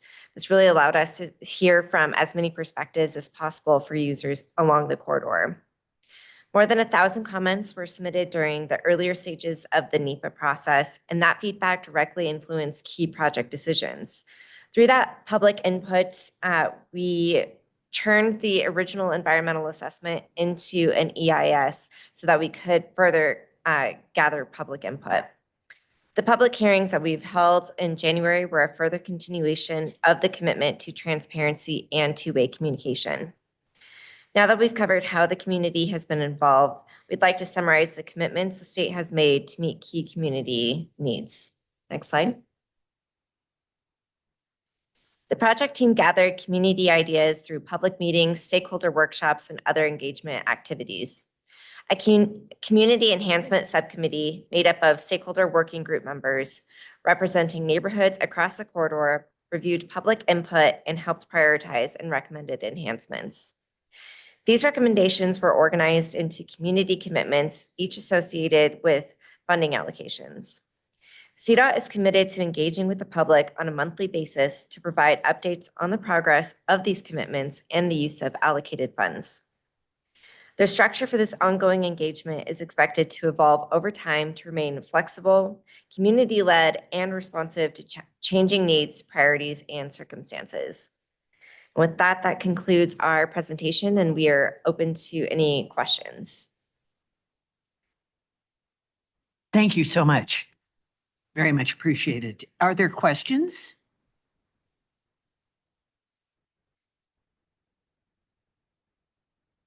Very comprehensive. Councilmember Trujillo. Nope. All right, these are people left over from behind, I fear. All right, we don't actually have any questions for you. Oh, the mayor is there. Oh, sorry. It's okay. Thank you. I know it's hard to, to see folks on Zoom. Thank you, Madam Chair. Thank you, David. I appreciate you doing your presentation. I also want to thank you for working closely with the community and the stakeholders over the last 18 months and for holding those 3 meetings that allowed residents to provide testimonies both in Spanish and English on the draft EIS environmental statement. And I also want to say that as I pressed hard the first night that you're only allowing our citizens to comment for 30 seconds. And then I do appreciate that the fact that you amended the agenda to allow 3 minutes for the next 2 nights. That was a tremendous respect for the community, especially for their voices. And, you know, as far as that dynamic pricing, well, it may help manage demand and keep traffic moving. But what I see is it hinders our community in that area. And I would like, you know, for the Commerce City work closely with CDOT to do the same program over in area Swansea, where you're allowing the residents to use the toll lanes but not be charged. And I know that's probably wasn't for the federal, but for the state, I really like to see how we could work that out, because it is essential for our community to use a road, but use it in a way that they feel not only safe, but financially, so they're not financially hit. Is that something that could take place, David? Yeah, that commitment number 6 there, travel demand management. We work with Northeast Transportation Connections, NETC, and they're a transportation management organization. They've actually helped with the tolling equity program that is on Central 70. Okay. And things are evolving more and more with the ability to potentially get a little bit more, utilize some of the lessons learned to make the tolling equity program that we might see for this project more substantial. So we're looking into that, and that is part of that community commitment to explore tolling equity, because I would say that was one of the most overwhelming comments that we've heard from all of the community members from the meeting is considering tolling equity for the Commerce City residents. Okay, I appreciate that. I just joined that board again, just this going around. So thank you, David. I appreciate that. Thank you, Mayor Douglas. We appreciate all your support, and we're here. We'll continue to work with Public Works for the next few years as we try to build this project. So thank you. All right, and also thank you for your team too. I know you have a whole team behind you, and they are committed as well. So thank you. All right. Thank you. They are not escaping quite yet. Oh, Councilmember Dukes? Thank you. Just thank you for the presentation and the details and the just the quality of the presentation. It really gave us a really good insight of what's happening in the next steps and who you've talked to over the last number of months. Some things I just want to highlight that I'm excited about as we think about the project. One, 12 bridges. 12 bridges are going to be remodeled and create or redone, right? That's something that's going to be exciting for our community. Enhanced air quality monitoring, sound walls, as well as thinking about the landscaping and the ability to have pedestrian bridges that promote different types of mobility, specifically walking and biking across this busy intersection. The last is just the excitement of the off-ramps and the on-ramps. As you all know, there's some confusion that takes place when you have to get off of some of these and trying to make that turn on 76 from where we're at now. And so I just bring that up because I know over the last number of months, there's been a lot of conversations about whether it's the express toll or are you doing enough in terms of environmental impact and conversations. And I want to personally say thank you. Thank you and your team as you have went above and beyond to listen to the community, have a number of stakeholder meetings, not just in one location, but in areas where you meet people where they're at. And when I hear you say that the commitment to the community, you said it, I think 3 or 4 times as I'm jotting this down. And I value that because as a community, I keep hearing the excitement for this opportunity.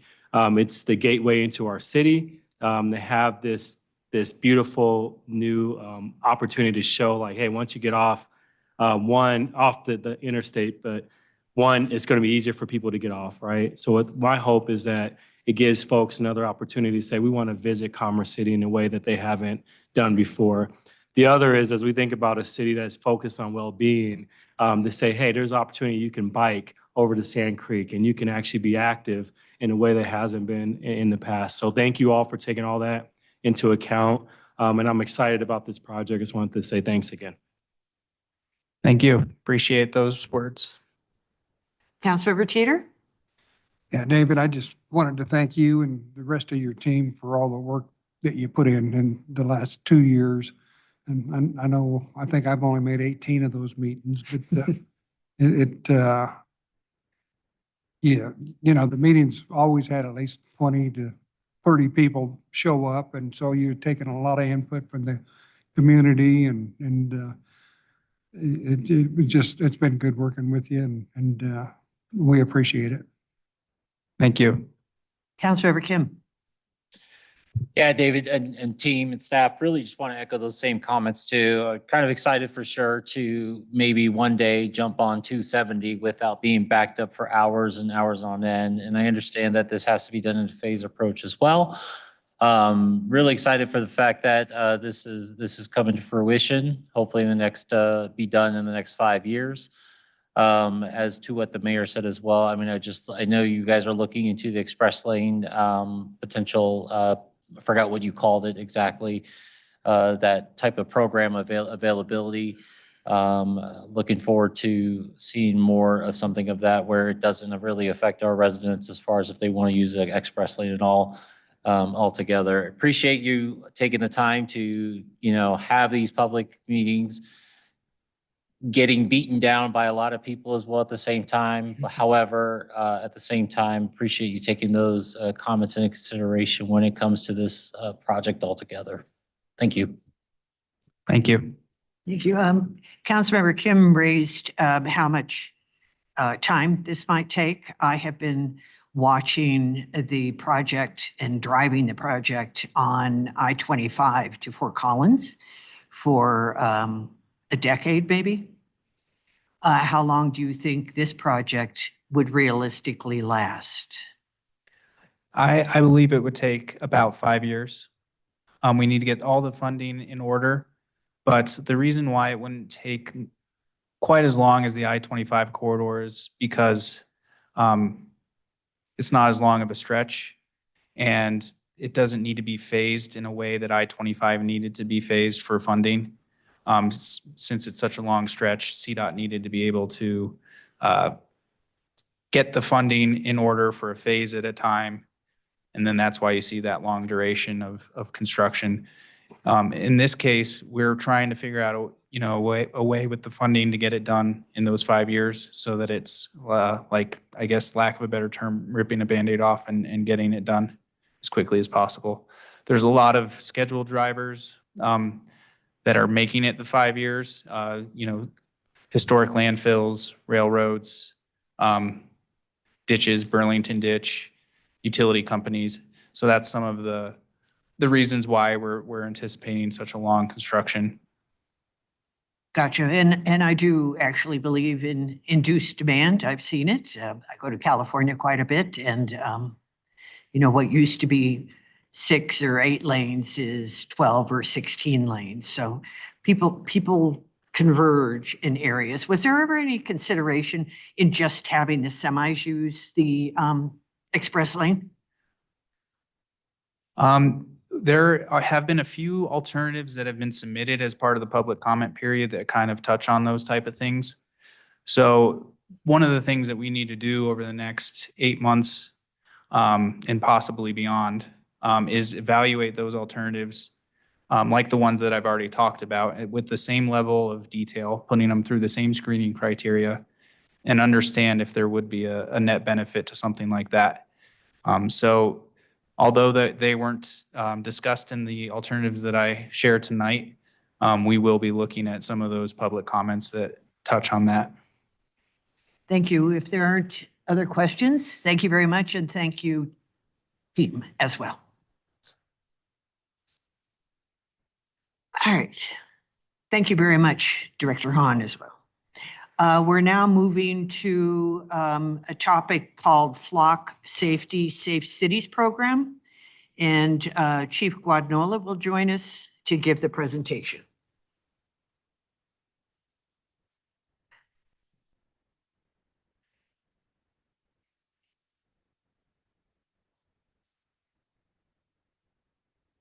Well, good evening. Thank you, Mayor Pro Tem. Council, Mayor Douglas, thank you for having me here today. I want to talk to you a little bit about Flock Safe City, an opportunity to expand our partnership that has been ongoing with Flock Safety. Sort of set the table for our time together. The purpose tonight is to develop a consensus from council. The decision points involve whether or not council wants to continue to use Flock Public Safety and whether or not that remains part of this council's priorities. Does council want to expand Flock's use in public safety? Does council want to remain status quo with Flock Safety?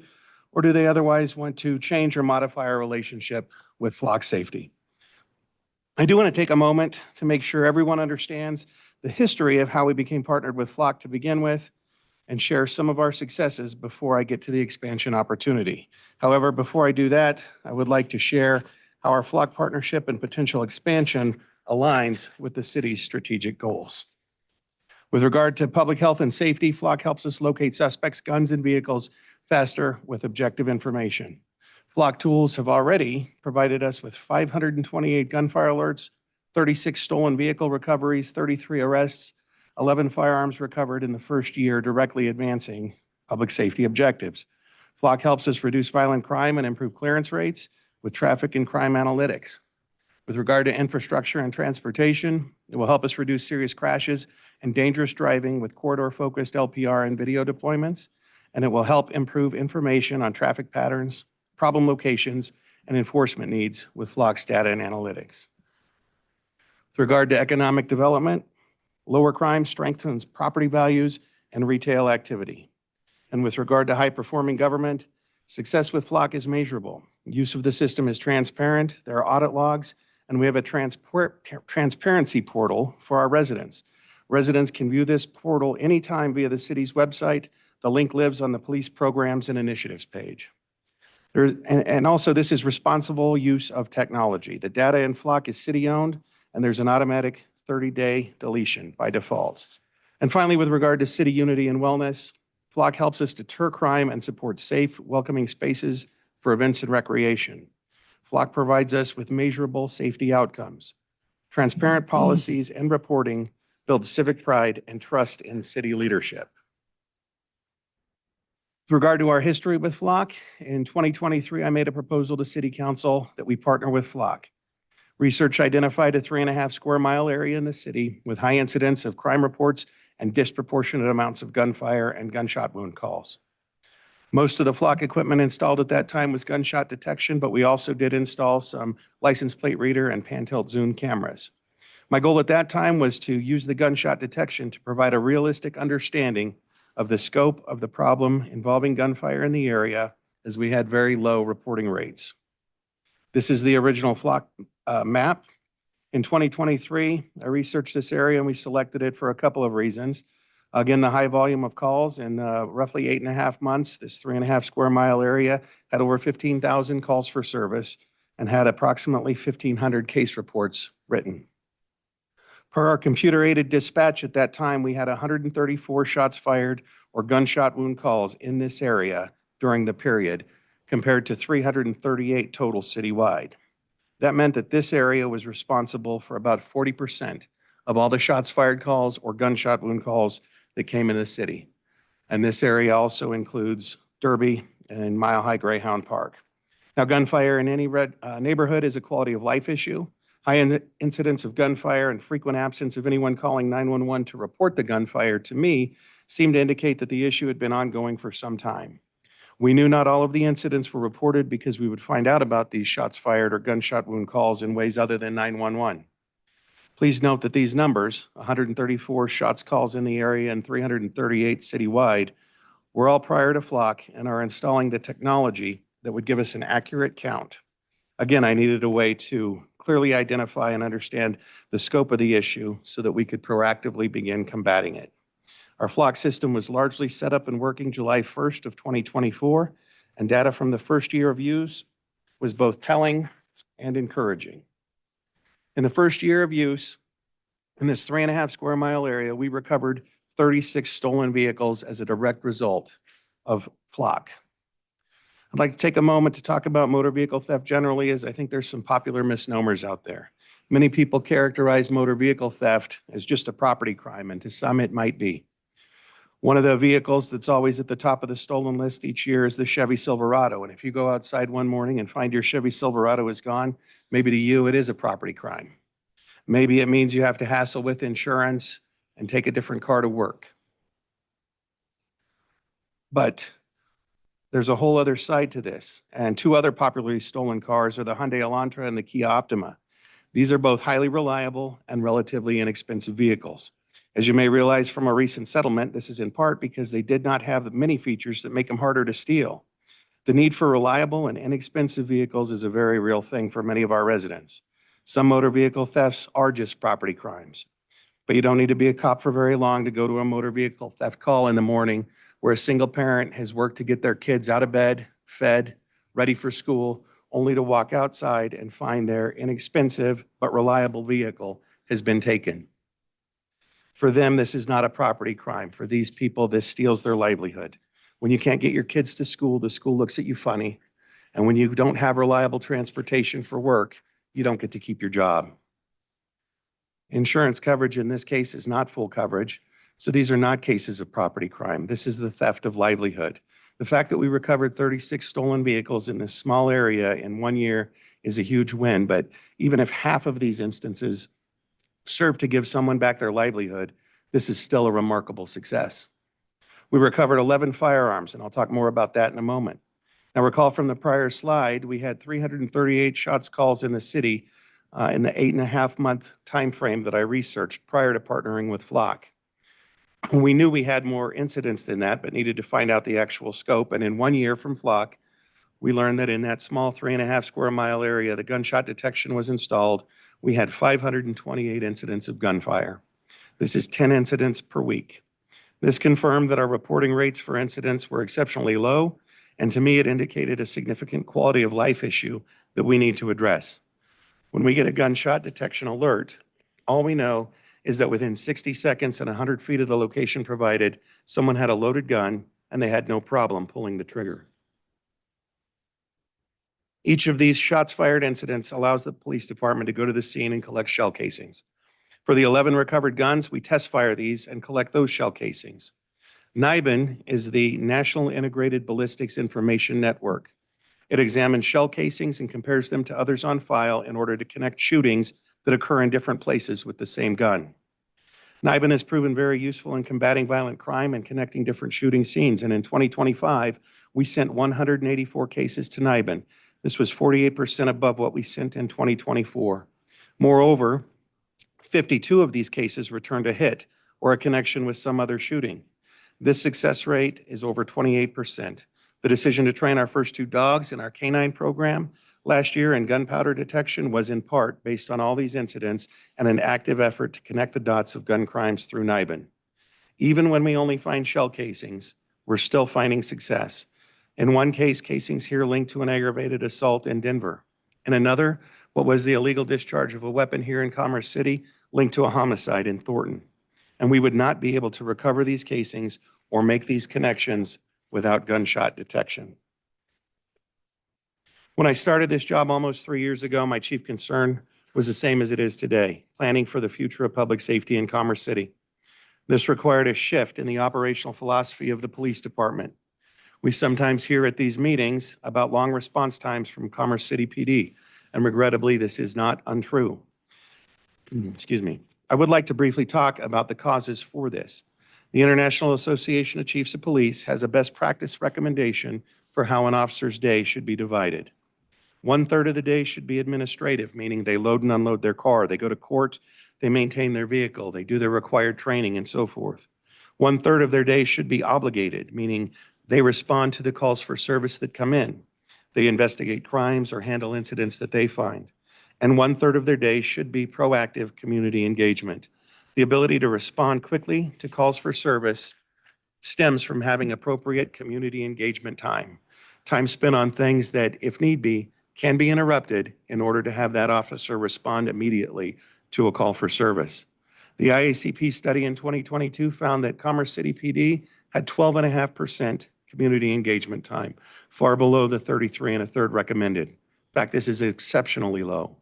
IACP found that to get to 30% community engagement time, Commerce City PD would need to add 26 additional officers.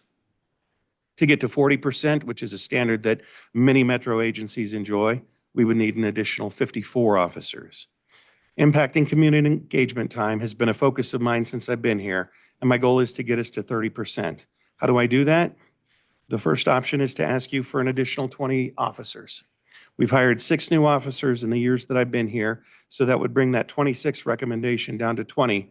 The current cost of this is about $2.8 million annually, plus their cars, plus their equipment. The second option is to leverage technology and innovation and try to shift some of the call burden away from patrol. The philosophy that we have adopted and been working for in Commerce City is the latter, to try and leverage technology. Our initial research said that a drone as first responder program could reduce the number of calls an officer must respond to in person by as much as 20 or 25%. We pursued this and stood up a drone as first responder program last July. The use of a real-time crime center to monitor systems for crimes occurring in real time and coordinate responses ultimately increases efficiency and decreases the time patrol officers are obligated to any one call. And the use of gunshot detection to investigate incidents, arrest offenders, and/or use canine to collect shell casings and connect different incidents helps us focus our resources in the most impactful way possible. The Safe City proposal this evening was one of 3 that Flock came to us with in September of 2025.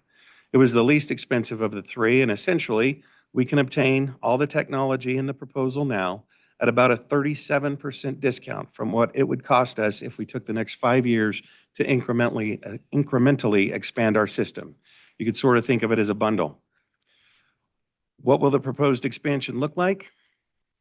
Drones are a big key in our operational philosophy of leveraging technology. Moreover, their capabilities are enhanced every day, and this proposal would add 2 drones to our DFR program, and both are far more advanced than our current drones, which means faster flight times, farther distances, and less downtime due to different technology. Software for our real-time crime center would include Nova, a search tool that integrates records management, computer-aided dispatch, license plate readers, open source intelligence and information, public records, and any number of other sources in one place. And Flock 911 would allow our real-time crime center techs to listen and/or read transcripts of live 911 calls while callers are on the line with dispatch. This can help us bypass dispatch delays, accelerate response times, and in conjunction with more advanced drones, it means our RTCC techs could hear a 911 call, launch a drone, and have it over the scene before dispatch can actually air the call to police. This essentially creates a negative response time, which is really rather unheard of in public safety. This expansion would add new LPR and pan-tilt zoom cameras to our system, give us mobile camera trailers, and provide us with a suite of other resources and tools. Our real-time crime center is another example of the operational philosophy we have adopted, leveraging technology to provide better public safety. Our Flock expansion map looks like this. You can sort of see down in the lower left hand of the map, all the small blue dots. Those all represent the gunshot detection tools that are in place in that original 3.5 mile square area. The gray shaded area represents expansion to gunshot detection, as do the other blue dots throughout the city, which are in some city-owned parks throughout the north, as well as in some business and commercial areas in the north. Also expands our LPR and PTZ. As I mentioned, a suite of Flock software to help our real-time crime center, and of course, 2 additional drones to expand our DFR program. The bottom line on the cost of this expansion, it's just over $902,000 per year for 5 years, and that comes out to about $4.5 million. I met with the Director of Finance and the Director of IT to look at funding this expansion. Our Finance Director put this slide together to illustrate the proposed funding. What I want to point out and need to point out to all of you is that this proposal does make an ask for general fund dollars. However, one of the ways the PD is looking to help offset the general fund contributions to this endeavor is to look at ways where we may be able to deallocate some of our current budgeted funds. This is in no small part because we believe this expansion would be a huge step forward for public safety. There are several conversations that are ongoing in this regard, but what I really want to convey is that the PD is interested in finding ways to offset the reliance on the general fund to make this happen, should that be the direction that council wants to go. We do understand that funds used for this cannot be used elsewhere to support other programs. Here again, the funding path is on the left and some of our anticipated outcomes on the right. Anticipated outcomes include recovery of a lot more stolen vehicles. Again, right now what we have is in a 3.5 square mile area of the city, and this would expand citywide. We anticipate recovering more firearms, more shell casings, and by extension, more knife and hits.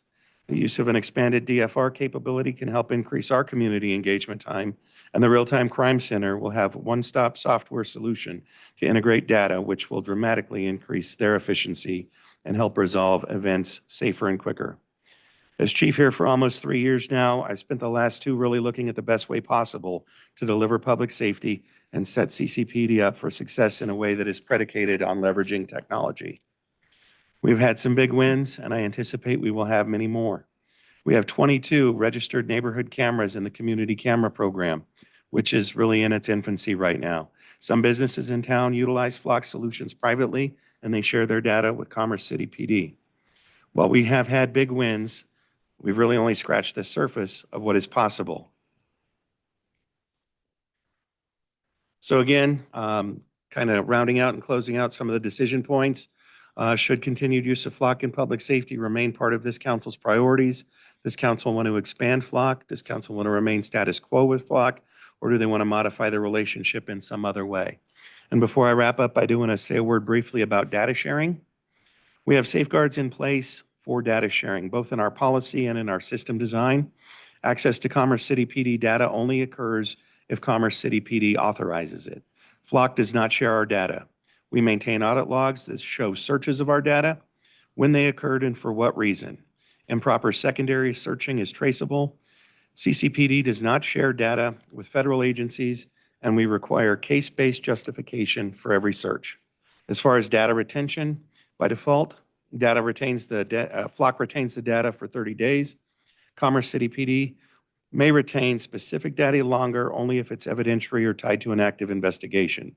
Data is securely stored within the Flock platform under CCPD ownership.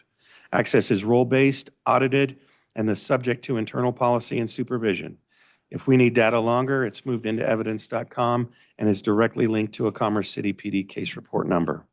The directors of finance and IT are here for any questions, and we also have representatives from Flock with us virtually should you have any questions for them or their business operations. Should we develop a consensus to move forward, the next steps would be a resolution authorizing the city manager to negotiate a contract, an ordinance to amend the 26 budget to appropriate funds for Flock expansion, and a resolution to amend the 2026 URA budget to incorporate URA funding contribution for Flock. With that, I'm happy to answer any questions. Thank you, Chief Guagnola. Councilmember Young. First, I want to say thank you so much for not just talking about like the technical issues of crime being solved, but the unintended consequences for a family when a car is stolen. And what I appreciate is that you take the business of crime prevention very, very seriously, but also very to heart. So thank you so much for kind of bringing that aspect of your job and the job of all the officers into this conversation. Forgive me if I'm going to ask what I think is a pretty dumb question, but it is a conversation I was just having. I think maybe we watch too many crime movies, but my question is, now that you've had the system in place, have you, I'm really embarrassed to ask this question, but I'm going to do it anyway. I'm going to rip it off like a Band-Aid. Have you experienced cases of like mistaken identity or like a misread license plate or some like information that got misconstrued or was not, you know, recorded accurately, that kind of thing? Like that's a concern that I'm hearing. Certainly, and to answer that, I would say, generally speaking, no, we have not encountered that. Now, there are incidents where if the original stolen license plate number was entered incorrectly and that counterpart plate showed up, of course, we would end up stopping somebody whose plate was entered incorrectly by the entering jurisdiction. But broadly speaking, that's not the case. And just to clear up with what we see when a flock hit comes across, particularly for a stolen car, I think there's a lot of misnomers out there what pops up on our screen, right? We don't see a picture of the registered owner or their address or birthday or blood type or anything like that. What we see on our screen is a close-up of the license plate, farther away picture of the rear of the vehicle, and a map that shows where it was on the map and what direction the car was going. But it's not automatically connected to any of those other sources. So, there might also be a case where a license plate out of one state is entered. It's fairly rare, but perhaps an out-of-state license plate has the same number as a stolen license plate somewhere else that's on a hot list. But again, even in those cases, we're able to look and say, well, the license plate that should be stolen here is a Massachusetts plate, and the one I'm looking at is Colorado, and those discrepancies are picked up. So while I understand that might be a fear, there is really little to no chance of that happening. I'm not going to say there's 100% not, but that's just not how the system operates. Thank you for clarifying that. I appreciate you also not, I'm sure you're laughing at me privately, but that's okay. I am I'm a big not, girl, I and can take it. I'm not, and at some point, we do plan on having an open house of sorts for our real-time crime center, and certainly we would welcome all of you at some point to take a tour if you'd like. We're open till midnight every evening at this point. So. Wonderful. Thank you so much. Councilmember Kim? Yeah, thank you, Chief, for everything you guys have done, everything that you have done with this division, or with this, with the department over the past 3 years. It's been quite exciting to see all the changes that has occurred. To include adding in the new canine partner, Chase. So that's exciting altogether. I think based on the options, if you want to go back really quick, back a slide to the options on there.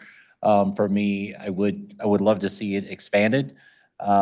Just my own personal opinion, because of the fact that, I understand that this was the areas that you guys had identified and the amount of resolutions, right, that has come from that has been very beneficial for the city.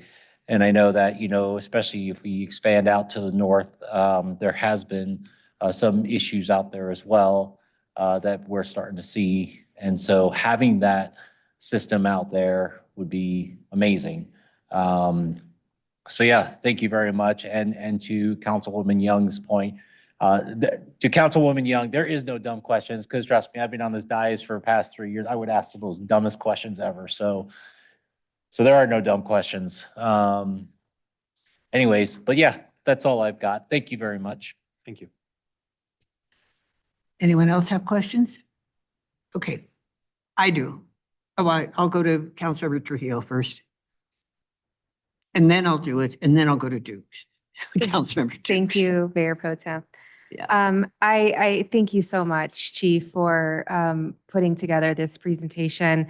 I am happy to hear that CCPD has really thought about the balance of public safety and privacy concerns. So you actually answered quite a bit of my concerns in this presentation. And just for the record, I was actually going to ask that question too. Nice. So that makes 2 of us. But one thing I would like to know is, and maybe I missed this somewhere, but for the 2026 budget, what was allocated for this? And how much more would we be approving?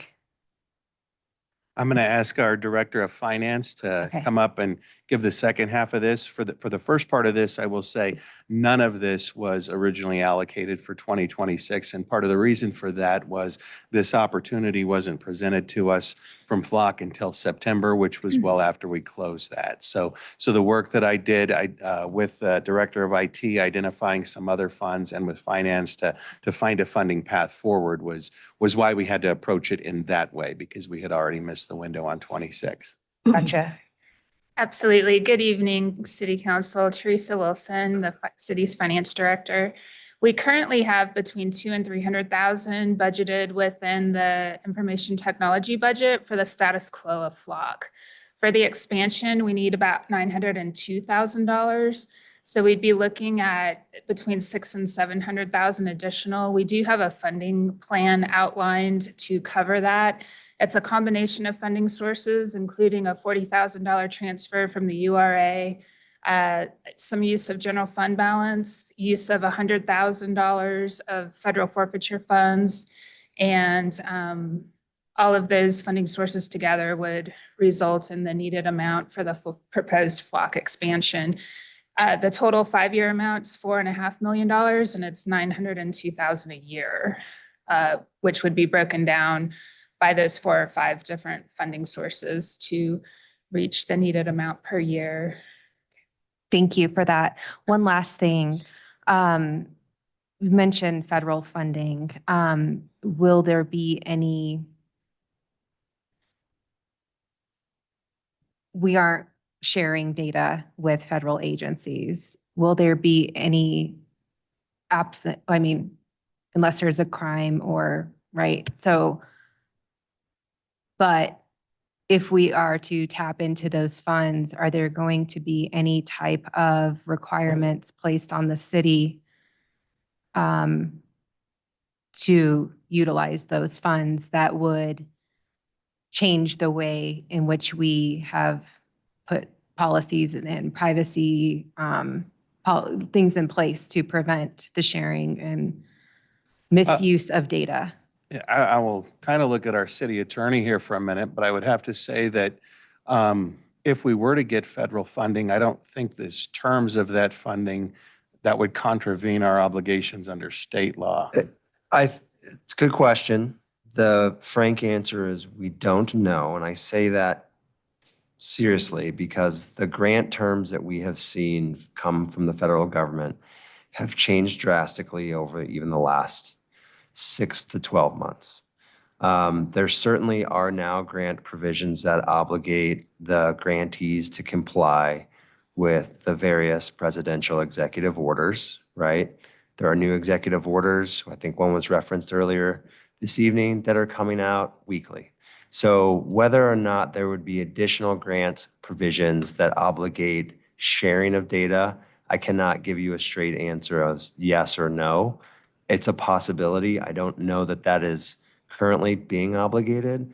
I do want to clarify something though, which is there's a distinction between how Flock is currently using the data, which I think you just heard the chief say, they're not using the data to our knowledge to be shared with the federal government, comparative to what they can contractually do. And there's a huge distinction there. They have very broad discretion under the current contract provisions to share their data with the federal government. Deputy City Attorney Deanne Durfee is here this evening. She did do this analysis for us. So if you have additional questions on that, I just want to be very forthcoming that, again, there's a difference between what they're doing in practice and what they have contractual rights to do. I would love to hear more about that.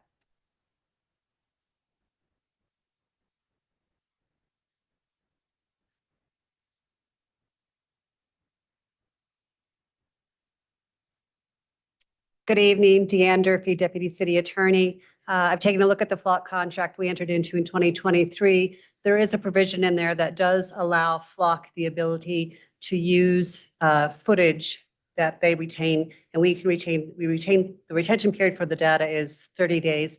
During that 30-day period, Flock does have the ability to share that data with law enforcement in their discretion for certain reasons, but the discretion is fairly broad. What we've looked at is that if we are going to amend this contract or if we're going to expand the program, we would strengthen our opportunity to have language in there that would give us the ability to go in, get notice, and then make any efforts to quash any data that is being shared in advance. We've seen that Flock has done this and negotiated this with other jurisdictions.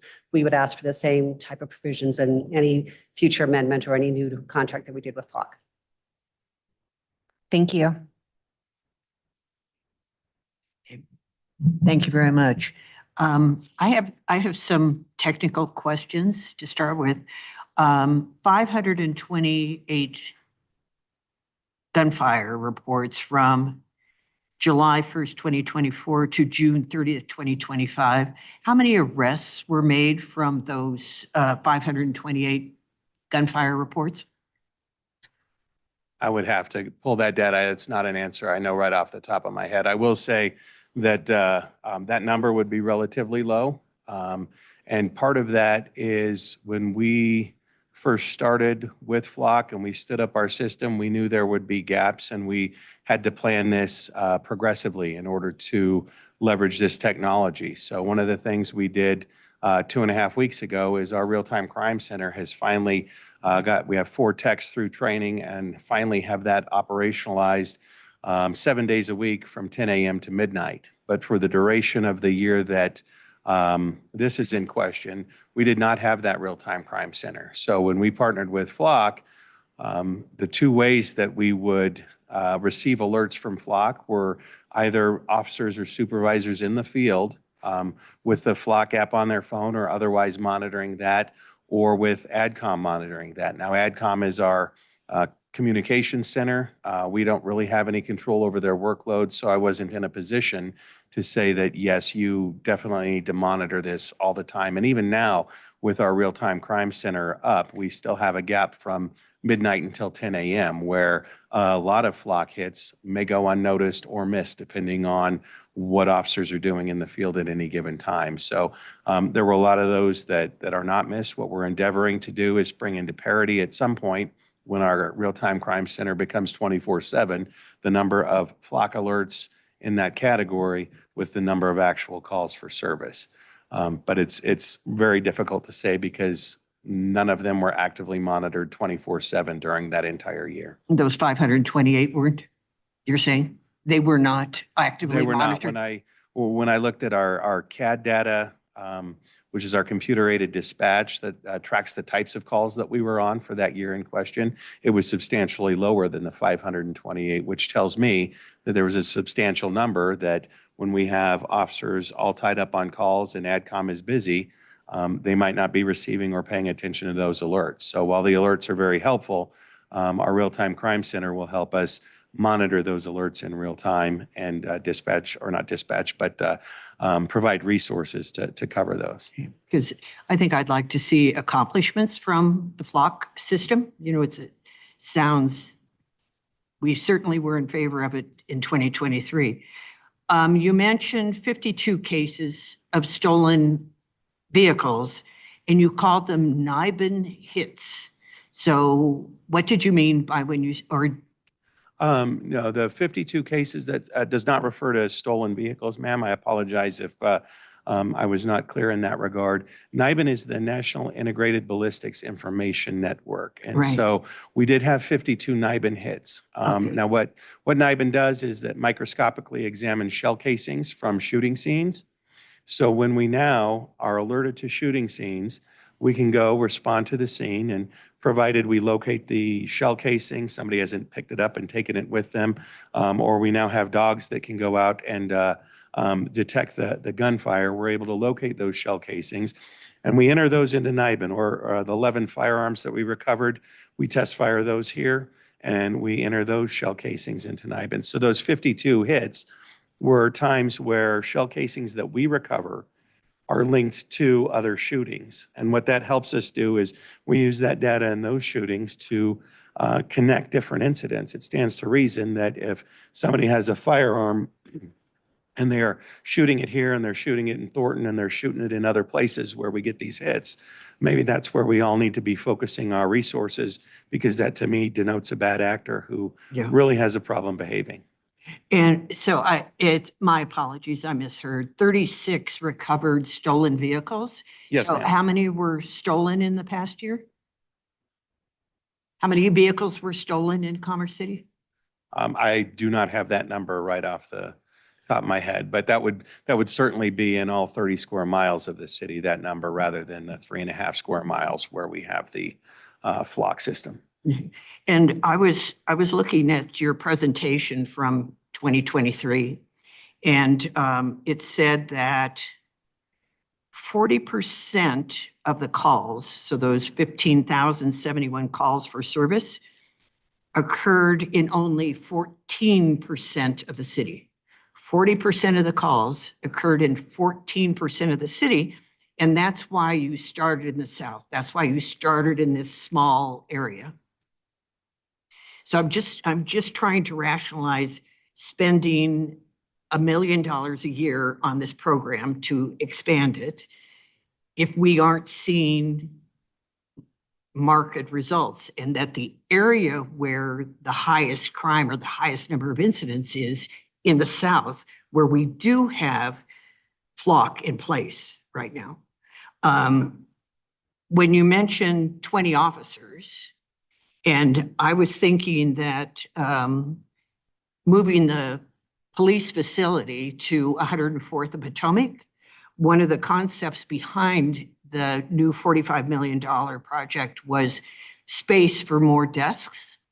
So it would seem to me that having desks for 20 officers would be a possibility in this new space. Is that a possibility?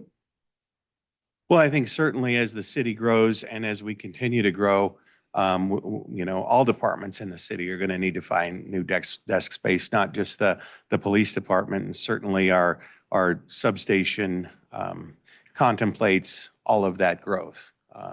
I think the balance in question for me is the realistic nature of how soon I can get an additional $2.8 million or 20 officers hired and trained and making a meaningful impact in the community versus the $902,000 a year to stand up or expand this flock safety program throughout the city.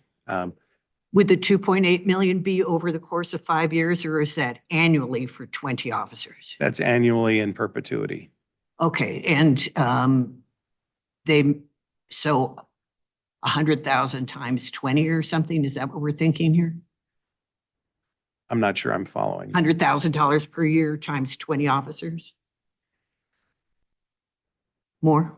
Yeah, it's more than that. That calculation we recently did with HR and looked at officers. That includes their benefit packages and what it costs. Now, it did not include new patrol cars or their equipment or those other associated costs, but it was right just over 2.8 million for 20 officers. I like the idea of giving jobs to folks and not having technology replace them. And the humanistic side of you is what I particularly liked when you were one of the interviewees for police chief, and that personal touch was what I was hoping that you were bringing to the police department. And I still believe that in you. I'm not suggesting I don't. And I just am worried about getting away from that human touch and moving into technology, especially technology that runs the risks of having privacy issues, because we are operating in such a volatile atmosphere right now. I understand what Deputy City Attorney Durfee said, but I know that even Flock has cut a deal that was just announced with Ring cameras, that if they have control over data, there's no one who can definitively say that someone else might not come and grab the data, no matter whether you don't want it done or not. And I think that's concerning, and it is concerning to a lot of people here in Commerce City. And I have more concerns now than I did in 2023 when I voted for the limited program that you began. My concerns are greater now. No, and I certainly appreciate that. And that human touch, I hope, is something that I still bring. And, what I endeavor to do, I said, before I got hired and throughout, that I think everybody wants safe streets. They want safe sidewalks. They want safe parks.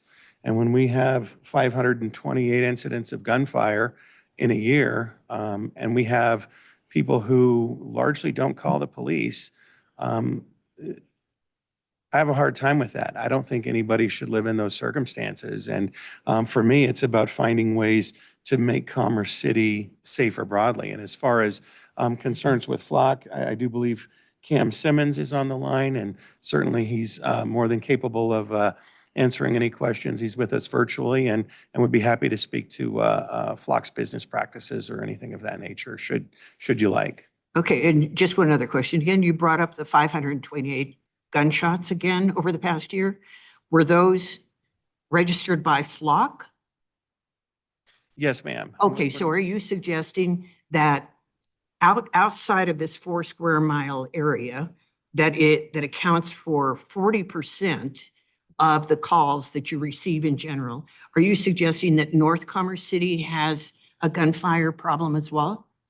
I would not necessarily be suggesting that. I will tell you what we learned from our first iteration with Flock was that it was more of an officer safety lesson, quite honestly. I think as officers get complacent, they may get a call of somebody who reports hearing gunfire, which maybe previously was all too often dismissed as some sort of fireworks. As you're aware, Flock also can pick up fireworks, and we denote the 2 of those. So I think if anything, what it taught us is maybe to lend a little bit more credence to the calls that do come in for shots fired and not so easily dismiss them to something like fireworks, particularly when there's only one call. And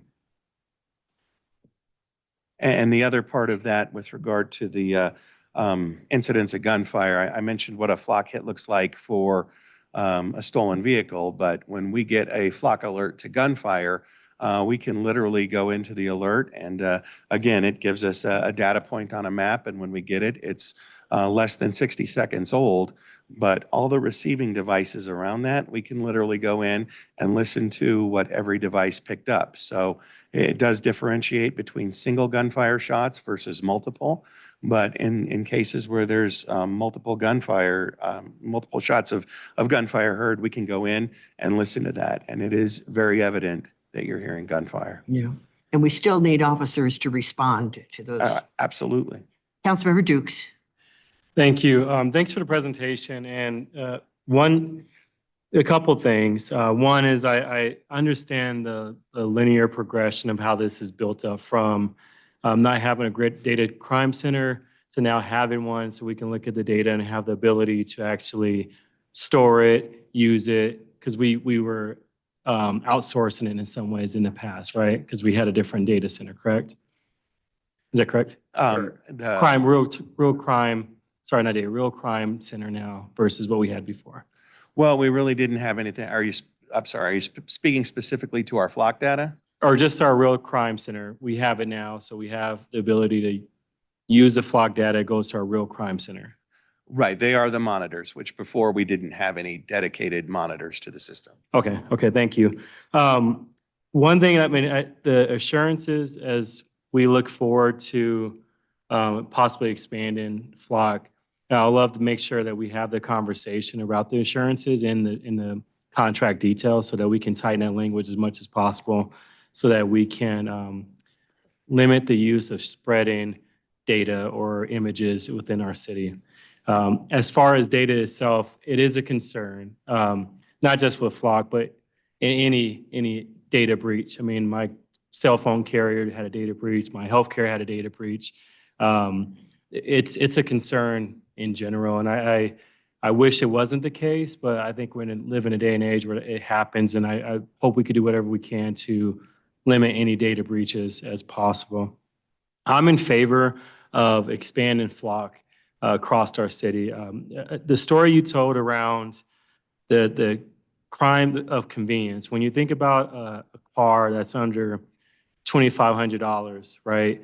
And it's stolen from someone who is working hard every day and they're trying to provide for their family. It's not just a car, it's their livelihood. And I can't in good faith say not expand it to the north because there's so many stories around cars being stolen, packages being stolen, things being stolen, whether it's propane tanks. There's so many things that are maybe petty crime to some, but it's a sense of invasion, it's a sense of loss of property, it's a sense of fear that will create and ripple through our community. The other piece that it's important to think about is like, I can't in good faith say we're just going to keep Flock in one part of the city, not recognizing that the whole city needs, services. The whole city needs opportunities to have safety. And it's not just concentrated to one area. And so I'm in favor of expanding it. I do think as we talk about the ordinances that are coming forward, that the cost of it is a great cost. And so future discussions I'll love to see as we are talking through this is the anticipated outcomes, like how you can begin to, how do you think about and anticipate outcomes based on this investment into our city? So those are what I call assurances, but assurances meaning like I would love to know how you're looking at data, where it's coming from, and then how do we connect some of the gunshot fire to some of the arrests, and what's your thought process, or how do you plan to increase the numbers? Those are things that in time, there'll be questions that I'll ask. But I'm in favor of it, and I think expanding it, I look forward to having more discussion about it. Councilmember Guardiola? Thank you, Mayor Pro Temp. Again, thank you, Chief, for the presentation and all the information you presented today. I'm in favor of expanding the proposal you presented, but I think we do have to have some questions answered or educating points, almost of what Councilmember Duke said. One of the big questions is like, what type of training do officers get for the flock? That way they don't have biases on the appropriate way they share data or use the data. When this got posted, I got a number of emails about the different ways flock has been not used right, invasion of privacy, personal reasons from officers, right? Targeting marginalized populations. And so I think moving forward, I'd like to see how we hit those bullet points, so our residents and our communities understands it and sees that this is what we're getting. And even to the point of the contract, right? Because we are living in some really unstable times, and the fear that our community is having right now because of the information sharing and the myths and the stuff that have happened. I think it's our duty to put out those misconceptions and saying, this is how Commerce City is using it. This is the contract, right? Tightening up that language. So I hope to have more discussions on how we're gonna do that. I agree with Councilmember Dukes on, right now we have it in the core, why not the whole city, right? I think when we hear shots everywhere, and I think we want safe neighborhoods, but my big concern is the data sharing and the overreach of different organizations that we have right now in other cities. And so I would like to hear like what ideas you might have on how we could educate our community on these concerns that I have, but I definitely will support the expansion of it.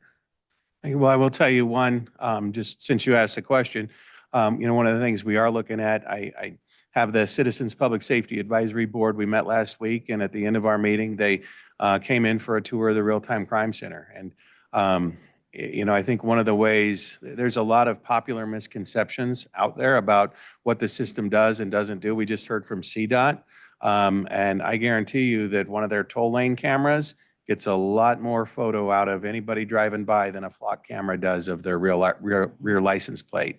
And so I think a large part demystifying what we actually see. And to that end, I've talked to economic development, my PIO, once we're finished up with a couple of finer points in our real-time crime center.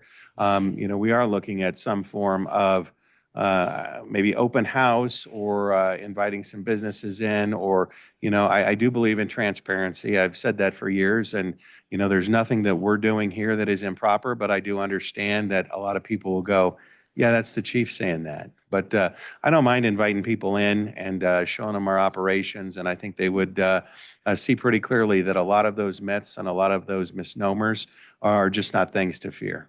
What about the training of officers? What kind of training do the staff gets on how to use this? in the way of most of these alerts, certainly Flock has a number of different training courses that they provide just on how to use their system.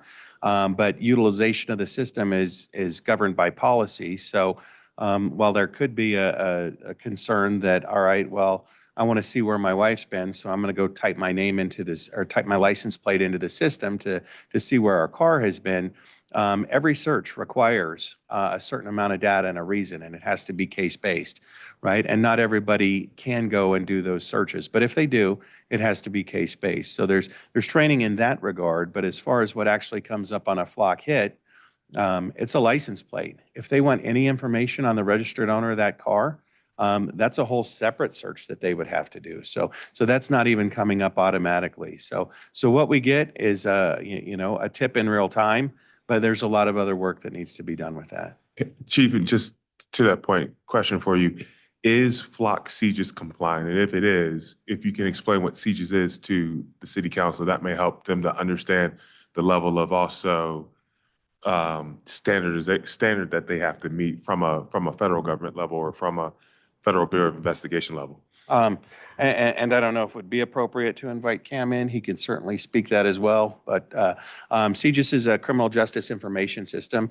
And, it really talks about different ways that we have to maintain criminal justice data. So if you work in City Hall, not everybody, most badges will get you wherever you want to go in City Hall. But if you try to come into the police department, there's a lot of badges that don't open that door. To open that door, you have to go through criminal justice information systems training, right? So it starts at very low levels, but it also goes up to the highest levels on how this criminal justice information is stored, in probably far more technical manner that our IT director could explain better than I. But there's a lot of governance there, and the bottom line is Flock is CGIS compliant, so they store all of that in a best practice way. Thank you. Councilmember, I'm sorry, Mayor Douglas. Thank you, Madam Chair. Thank you, Chief Bonola. I appreciate your presentation there. And a lot of things have already been said, so I won't repeat some of those things. A question I have, we had our legislative meeting early on, and it's HB 26-1037, ban government purchase of personal data from third party. How does if this passes, how does that affect your day-to-day operation?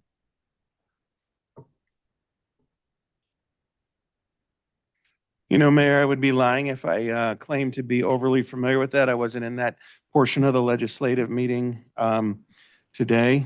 Trying to quickly peruse. Maybe that's a question for the person online with Flock. Hey, good evening, folks. Can you hear me okay? Yes. Awesome. Hey, folks, I'm Cam Simmons, and I'm on the government affairs team at Flock Safety. First, Chief, Mayor Pro Tem, and members of council, thanks for having me. Please consider us a resource, as you're working through questions around data sharing or community engagement. Like, we want to make sure that you have all the information that you need to make the best decision for your city. And Mayor, could I ask if you would just share that bill number with me one more time? Sure, it's House Bill 26-1037. I appreciate that. Yeah. I'm pulling it up now. I'm not familiar with this particular piece of legislation, but would be happy to look at it for you. And for what it's worth, just based on the description that you shared about like third-party data, Flock is not a data broker and doesn't otherwise, as Chief has described here tonight, your city collected by Flock's system, the data that's collected is owned by you all, not by Flock. So I don't think that bill should implicate Flock, but I would need to review the legislation in detail to confirm. So would be happy to get back to you with more detail. Okay, thank you. Appreciate that. And Chief, you're looking at your presentation and the Flock system, the Falcon cameras, adding 47 new cameras, the Nova, adding 2 more of those. I do believe in technology, because as how it's been really hard to get officers within any any government agency, it's been tough because of training and all that. You may have those future officers and that are cadets now. You know, they can pass that. Then it takes another 9 months or so of training, and then get them on the street. You know, so all that is very time consuming. We had a conversation last year about the substation up north, and you know, looking at funding, and I'm not going to go over and hash that out. But then again, to have this information and to really update and have the combination of future law enforcement, the 20 versus implementing this technology to help work those out with present day officers and real-time crime center that you have operating right now, and those officers that you hired and have also trained is tremendous. But also see, as far as funding, where when this comes in like this, just like last year, it comes in before we have our budget talk. We haven't even had a retreat yet. And we're talking about $900-something thousand. Last year, we saw a couple timelines of funding come in after we had our budget conversation. I'm sorry, in between. And now we're at it again. So I would say there's two funding sources last year that were introduced and passed. I would say we amend the budget and allow this amount to come in from prior obligations. Because right now, we're not even close to even start shovel ready on a facility. We just had a zoning meeting last week, which we should have had over a year ago. So I don't have a problem with technology. I have a problem with the way we fund projects. We don't have those candid conversations where things make sense. We do and we don't. We have a 5-year strategic plan. We went away from that. So I'm okay for the funding, but we need to amend what we did last year in order to accommodate this. Because when I hear taking, I'm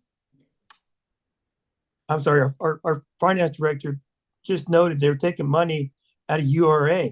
We just had a URA discussion tonight to help our 4 new council members that came on board, get them up to speed, and talking about funding. Now we're talking about shifting funding from URA to this program.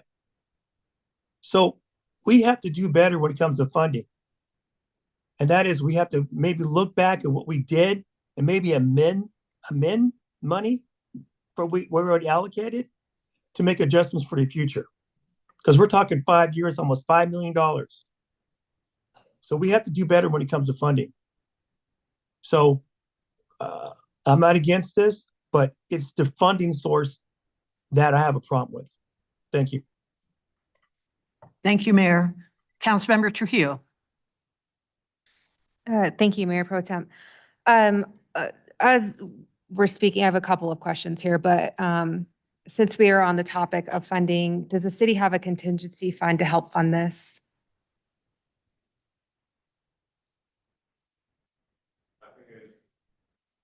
Sorry about that. Thank you, Councilmember Trujillo. I think if we can go back to the slide that lays out the funding plan, what they've identified is how they would leverage certain aspects within their general fund, but also there would need to be some support currently from the unassigned general fund balance to the tune of $2 million over the course of that 5-year period. Now, there's nothing that would prevent from seeking funds through our congressionally directed spending opportunities at the federal government. There has been an internal discussion about potentially that being one of the asks that would be provided in February, in addition to the police substation around the public safety aspects that this iteration of Congress is now focused on.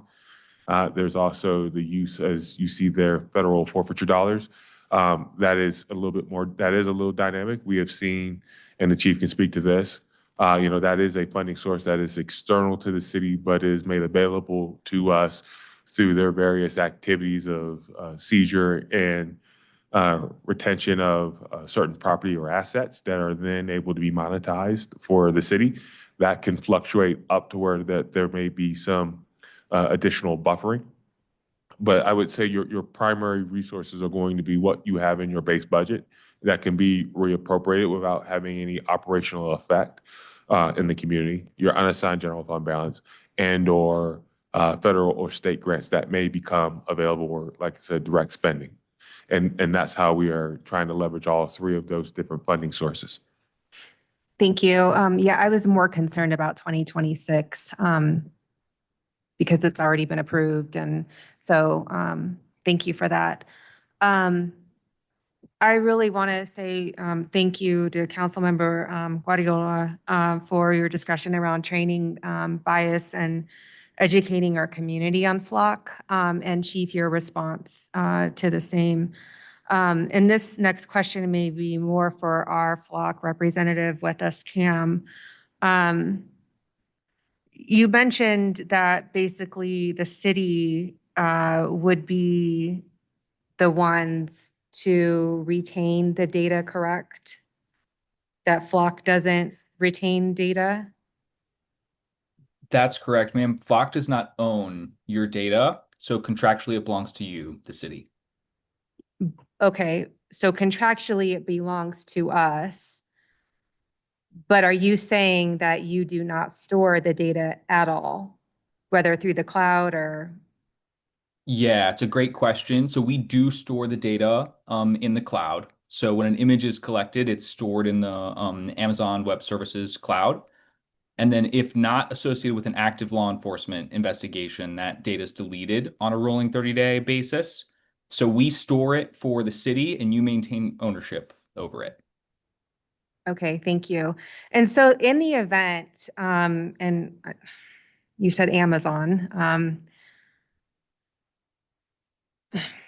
I'll stop there, but what kind of assurances can Flock provide us with in the event of a data breach?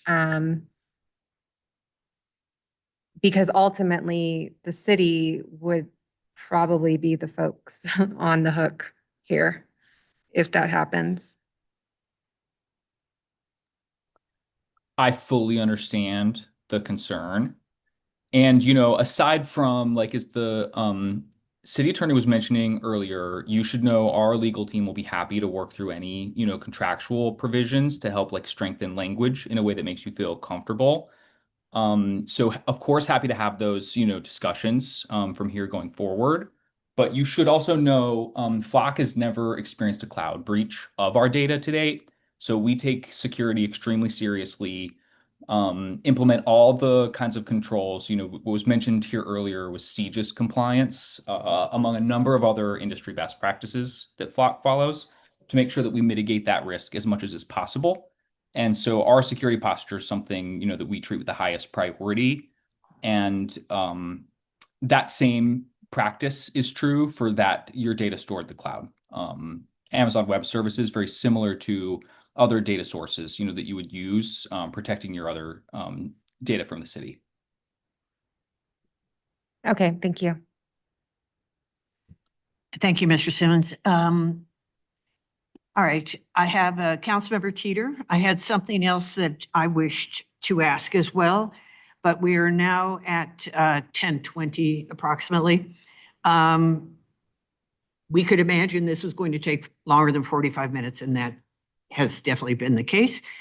So we need to extend the meeting, and I would like, because we have another item after this, the 96th Avenue walls, and there could be homeowners who are out there right now waiting until their topic comes up. So I would recommend extending this meeting to, that's supposed to take an hour also. So let's entertain a motion to extend it to midnight, which would include council reports as well. And hopefully we'll get done earlier and we won't go to that time, but we can't take another vote after 10:30. So do I have a motion for extending the meeting to midnight? I'll move to do that. Is there a second? Nope. I'll second it. You'll second it? Sure. All right. Okay. Can we vote on this? Yes, two things for clarification. Technically, you can subsequently make a motion to extend again, just for clarification. All So right. it's not a one or none. We did revise the council policies last year to allow specifically for formal action to be taken in study sessions only to extend meetings. So yes, you can make a motion, you can formally vote to extend this meeting. All righty. That was an excellent idea on our part. I just forgot. Discussion? Thank you. Almost. Discussion? One more minute, hang on. Okay, I have, Councilmember Young is first before Councilor Kim. Do we have community members in the lobby waiting to make a comment No. we on our don't- next? Do we? No, we don't have public comment at study sessions. I'm Right. suggesting watching at home.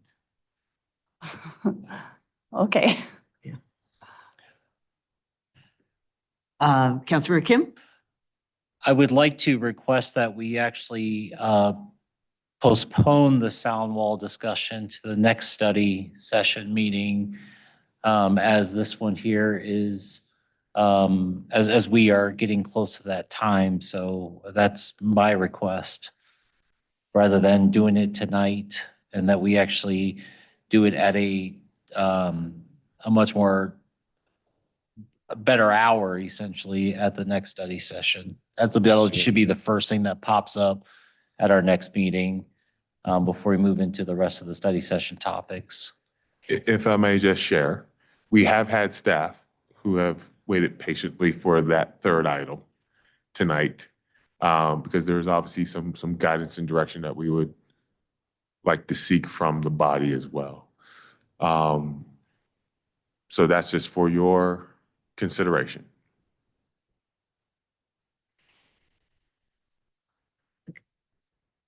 Let's see, Councilmember Teeter, did you have a comment? On the motions or working till midnight? I don't care. Councilmember Dukes? I can make a friendly amendment to 11:30. Okay, because we can always, are you amenable to 11:30? Sure. Okay, that's fine. All right, so we need to take a yay and nay vote since we don't have our normal voting thing going. All those in favor of extending the meeting till 11:30, please say aye. Aye. Aye. All those opposed to extending the meeting to 11:30, please say nay. Nay. Oops. Can you raise your hands? Two? Okay, two people said no, so we will go to 11:30. So where were we? Councilmember Teeter, did you have? Yeah, since I'm the only one that hasn't spoken yet. But anyway, I would like to say I'm in favor of extending your program there, Chief. And it's, I can see a lot of success from it. We used to see a lot of vehicles with license plates 2 and 3 years old going up and down our roads, and I don't see that anymore. Now they just don't have any license plates at all. But they're not expired. So that part's working, but, and you can assume if they're 2 years old or no license plates at all, they probably don't have insurance either. So it's, and the program seems to be working. And you know, I think we all just got to kind of face up to it. I don't care where you go today, you're on camera. It's, I don't care where you go. And let me tell you a real short story since we extended the meeting. Is it on topic? Sure, it's on topic. It's about cameras. Ah, okay. I'm leaving town at sunup to go pick up a load of firewood in a Safeway truck. And I drive all the way to Willow Pass. And I gotta use the restroom. And well, that's the only place I could get that truck off the road to use the restroom, because all the towns I went by had signs up saying no parking, no parking, no parking for that big truck. So anyway, I get off on this little pull off and get out and take care of business. And when I'm all done, I look up and guess what's looking at me? A giant camera on top of Willow Pass, which is the closest town, 50 miles away was Walden. We're always on camera, so get used to it. That's the short story. Thank you, Councilmember. I thought that would lighten things up a little bit. Yeah, yeah. And I just had one final question. When we're talking about Flock and sharing information, do you share Flock information with other law enforcement agencies locally? We do, and they share with us. Okay, and so if you're sharing with other agencies, do they need to have the same privacy rules that we do, or can they have different privacy rules? Maybe they take your information and then share it elsewhere. That secondary sharing is traceable through the system, so we're able to see if people do that. But you know, Colorado, we're all bound by the same rules. So there's 90 or so agencies with Flock in Colorado. I think we share with 80 some of them, but they're all bound by the same rules with regard to you know, sharing with the federal government, anything of that nature. Okay, then I think what you heard was, I think that overall the city council said that they wanted to expand Flock's use. And then it did seem to me that there was a question about modifying the language in some way with Flock to further ensure privacy. Excuse me. As you bring that up, yes, Mayor Pro Tem, I guess my question for the council is the assurances that you would like to see in the contract, is that a condition that needs to be done when this is brought before the council with any adjustments that are being made? Not just that you want to see it, but it has to be a condition of our negotiation and contracting. And if we can't get to that common ground, then to have once again another level set conversation with you all about the policy decision. Okay, 3 people want to speak to that. Councilmember Dukes. When I speak of assurance, I think of the first is the data language in the contract. I think that's something that should come before the conversation as a priority, making sure we tighten the data language in the contract. As far as the assurances, when I referenced the data output or data output impact, those are things I would just want as a part of our dialogue and a part of the discussion as we give updates around the impact to show progress. Thank you for that. And I'll put it on a finer edge to make it easier for council. I'm thinking more about the data sharing and the contractual, right? We talk about what we do in practice. Obviously, what in contract is different. Both can exist, but we want to make sure that those things that exist are in alignment with the practice that we heard today, which is what you had just made mention of. And the data outputs are metrics and information that we can share as we go through our annual crime report and quarterly crime reports to the council. That's what I would want. Yeah.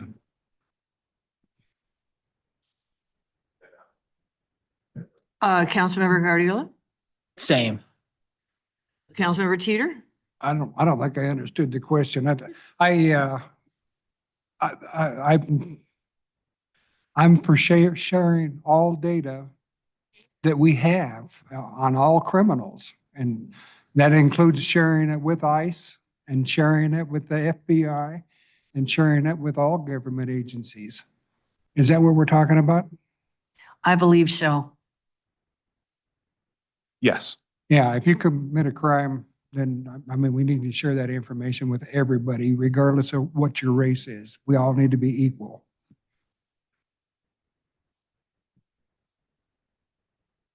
Do you see a differentiation at all in our discussion about privacy? No. If I understand what you're asking about differentiation, no, but I take it where you're taking that question, ma'am, is about the data sharing between local law enforcement versus federal enforcement of immigration. I guess that's what Councilmember Teeter is speaking to. That's what I was asking if you. Well, I understood what he was think saying. one, sharing with local law enforcement, we're already sharing data and information regularly with other local law enforcement, which is allowed within our purview and obviously under state statute. What is also very clear about state statute is that we as a city are not allowed to participate or intervene in support or in opposition when it comes to federal enforcement. So, with respect to that, right, we're held to that standard that we are not going to be disseminating that language or giving explicit permission for that information to be shared, because that would be an interpretation of our intervention. So I can understand where Councilmember Teeter mindset is on sharing that with any and all, but once again, we have to make sure that we're following the governance under the state law with respect to our operations and the use of our data with respect to those operations. Is how best I can put it in. We'd want to make sure that we have language that's very clear about that expectation and what we have to follow under state law within that contract. Mayor Douglas?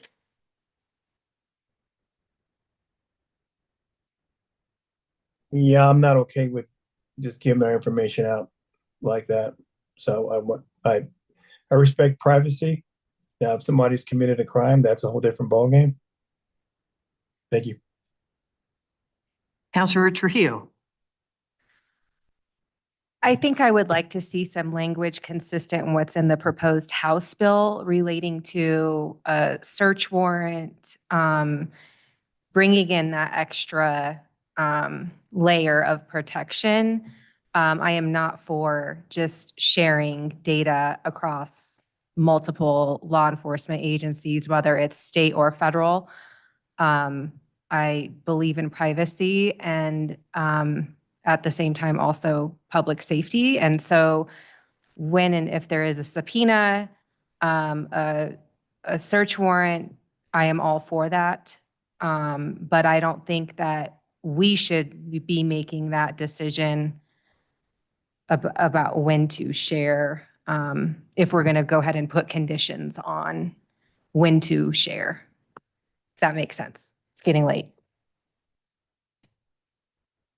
Can I ask for a little clarification on that? So are you referring to the fact that CCPD shares their flock information with other police departments in the region? Is that part of it? So what I'm saying is that the proposed House bill adds an extra layer of protection relating to data sharing, in that the only way it's done is if there is a subpoena, search warrant, there's basically probable cause, right? And so I would want that to model that same type of language, so that way we are not just sharing all data absent a crime or the, yeah. Does that make sense? Yeah, I think Chief Guadagnola wants to say something. Well, if I'm clear, because I am familiar with that proposed House bill, but when we shared data, and there is a difference between probable cause and getting a subpoena or a warrant issued, right? You have to show one to get the other, but for example, an arrest, we could predicate that on probable cause without a warrant. So there's somewhat of a distinction there. But again, if we're sharing our information and they want to search that, again, they're all case-based searches. We require a great deal of information before that, and that's vetted. Nobody can just come into our data and start searching without a very specific case-based cause. I don't know if that's the root of your concern. Something you had said made me think that that might be it, and I would say that that already exists. Yes, that is. Okay. Thank you. All right, and I would also like to reiterate Mayor Douglas's comments about funding and the budget.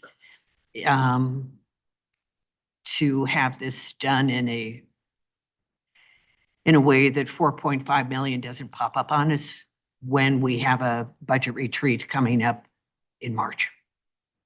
So thank you very much. That's not you. Thank you very much. Really appreciate your time, Chief. Thank you all. Thank you. Okay, so Director Hahn is still here. She is the person who stayed longer. Would you come forward, please, to talk about the 96th Avenue Walls survey results? Yes, most certainly. Give me one moment to pull up our presentation.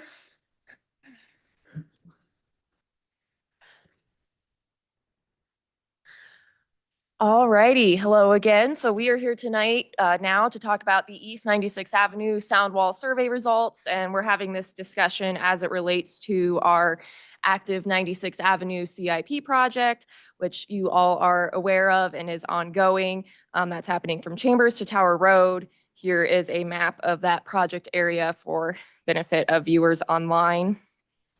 So for this sound wall survey, essentially what we did was conduct a voluntary noise analysis. However, that analysis was done in accordance with guidelines from both CDOT and the Federal Highway Administration. And the purpose of that analysis was to determine whether or not this active widening project would impact road volume, road noise levels enough to trigger the need to install noise barriers along that segment to protect the homes from 2043 traffic noise. So it's important to note that that analysis focuses on future conditions considering the widening project and not present state. So before we dive into the criteria for noise walls, I do want to define a key term, and that is benefited receptors, or potentially benefited receptors. So whenever I mention one of those words, I'm talking about folks who would receive at least a 7 decibel reduction from the noise mitigation activity, i.e. constructing the noise wall. So per the state and federal guidelines, abatement, also known as constructing the noise wall, would be feasible if it would provide at least a 7 decibel noise reduction for at least 3 benefited receptors.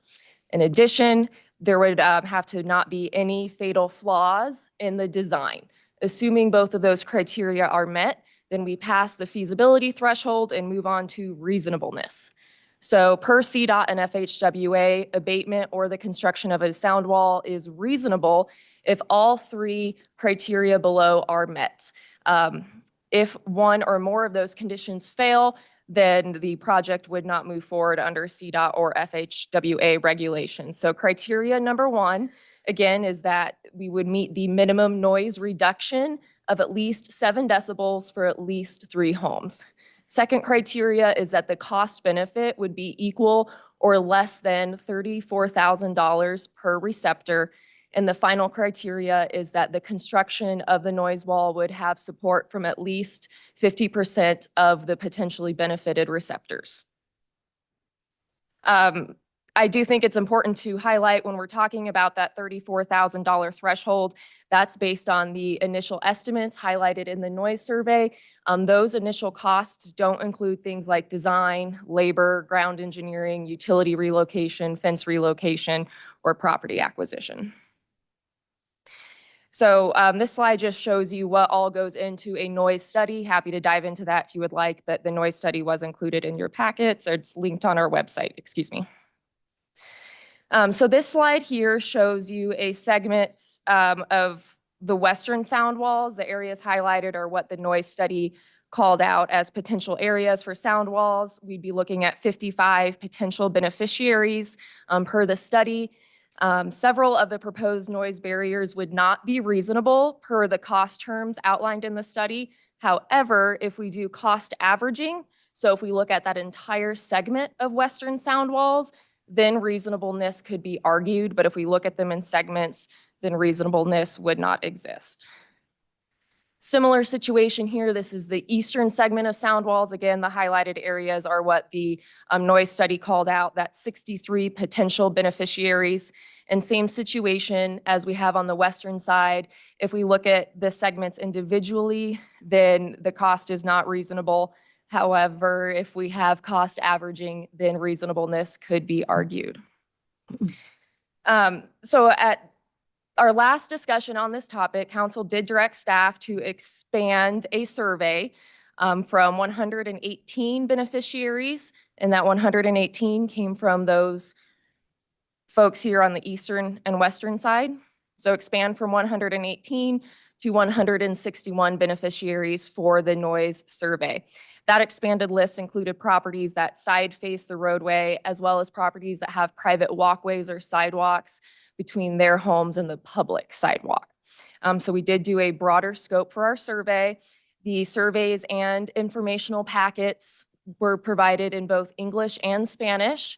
Homeowners received a survey to the mailing address on file with Adams County. And any returned mail that we received, we went and then hand delivered with a signed note from me apologizing for the delay, but we did make sure these folks got the letters. Of the 161 mailed survey results, 34 were received back by our department. That's a 21% response rate for our survey. Of that response rate, we received 19 no responses and 15 yes responses. Every survey has been recorded, including those that arrived after the survey deadline. So even though we put a survey deadline in there, we still counted every single one that came in. So overall, that gives us a 9.3 homeowner support for the construction of sound walls for the project. When we break that down by segments, the support remains well below 50, generally at 10% or less. I did include all of the comments received from the surveys as they were provided to us in council's packet. So let's go through those three criteria for feasibility. First one would be meets the minimum noise reduction of design goal of at least 7 decibels for at least, I'm sorry, that's a typo, 3 benefited receptors. That is present for 122 properties.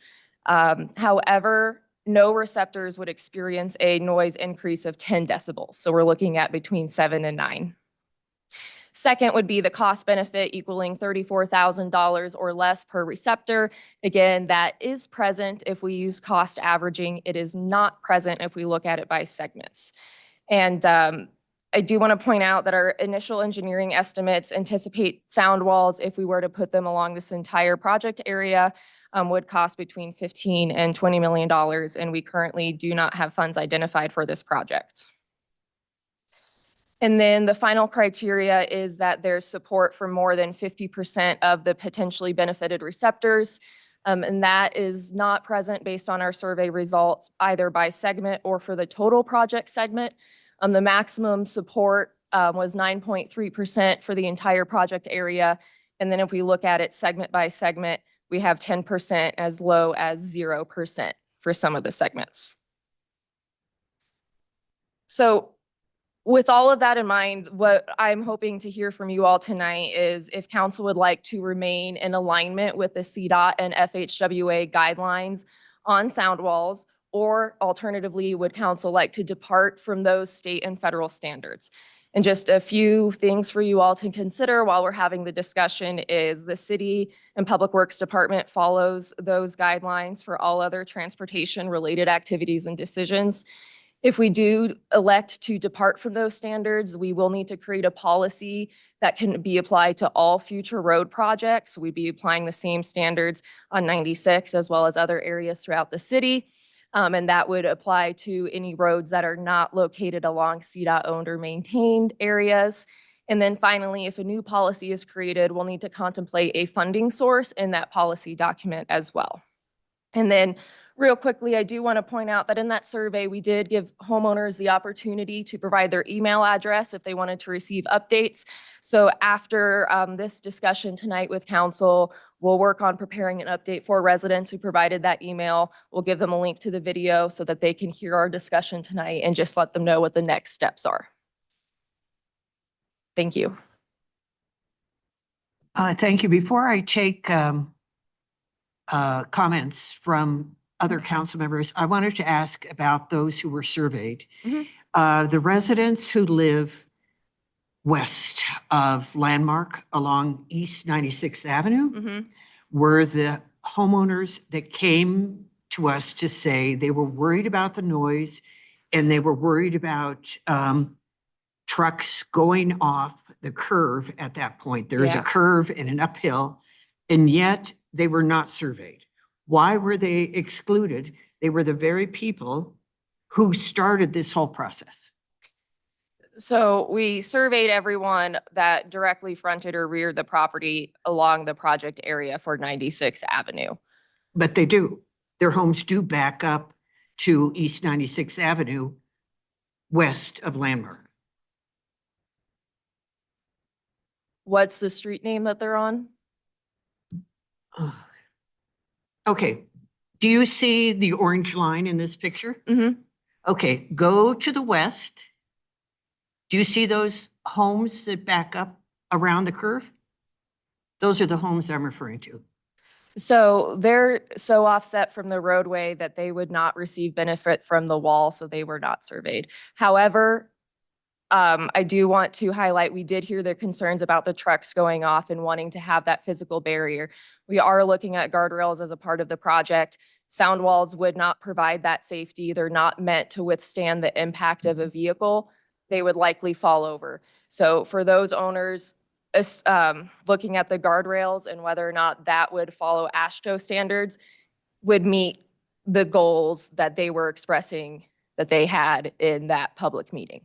Okay, could you say again what I can say to them about why they were not included in the survey? Yes, so essentially they would not receive any noise reduction benefit from constructing a sound wall. And why would that be the case? Because they're so offset from the roadway, they wouldn't have that minimum of 7 decibel threshold. So maybe it's 10 feet or something? I am not sure what the setback is. Councilmember Dukes? Thank you. Thank you for thank you and your team for going out and literally hand delivering opportunities for people to give feedback and giving them the mail. So I really appreciate you going above and beyond that. I'm in favor of staying in alignment with our current policies. And I heard clearly when the president of the HOA came in and said they didn't want him. He didn't want him. He represents the HOA. And then looking at the survey results, it shows that the no answer outweighed all the other ones. But I do appreciate the time and effort it took to get more feedback. I did hear concerns around 96 on that curve.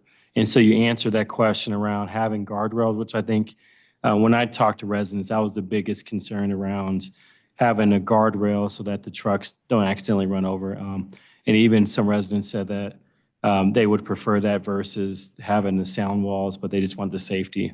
I also did hear from other residents around, and which is reflected in the survey results around the view. I would be frustrated, like they noted, if we put sound walls and they want to have a townhome or a house that oversees the arsenal and be able to see the Rocky Mountain Arsenal, Rocky Mountain Nature and Reserve. And so, again, I appreciate it. I would love to stay in alignment. And thanks for taking the time to get survey results from the community. Are there any other comments? Councilmember Young. Just, I want to echo Councilmember Dukes. Thank you for going out, hand delivering, and really going through that extra step to get as much feedback as you could. I'm also in agreement with remaining in alignment with CDOT and the FHWA. Yes. I don't know why that was so hard. So I can see that you've done your due diligence and that you have really thoroughly reported to us what those guidelines are. And you've done the work to show that really this project wouldn't meet those guidelines. So I'm in favor with remaining in alignment. Councilmember Guardiola? Thank you. Yeah, also, again, thank you for going extra, right? That this takes time from you guys and going, to the door and giving them those. So we appreciate that. I would stay aligned with CDOT and FHWA guidelines. Mayor Douglas? Thank you, Jenna. Appreciate your efforts in getting us to this point. What I would like to see, because this is something new, and yes, being in alignment with CDOT and FHWA is one thing, but also coming up with or focusing on that corridor. Now, I drive down 120th a lot, travel right in front of Prairie View High School. When we moved up here, Prairie View and Prairie View Middle School was not even part of 27J that time, 2004. And they came online. Well, 120 is a heavily traveled corridor.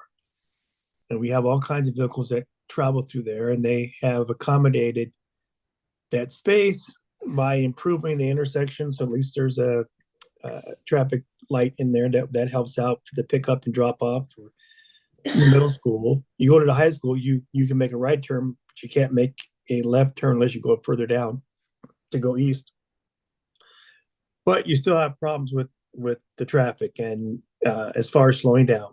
So depending on what time of the day, traffic slows down 45 miles an hour.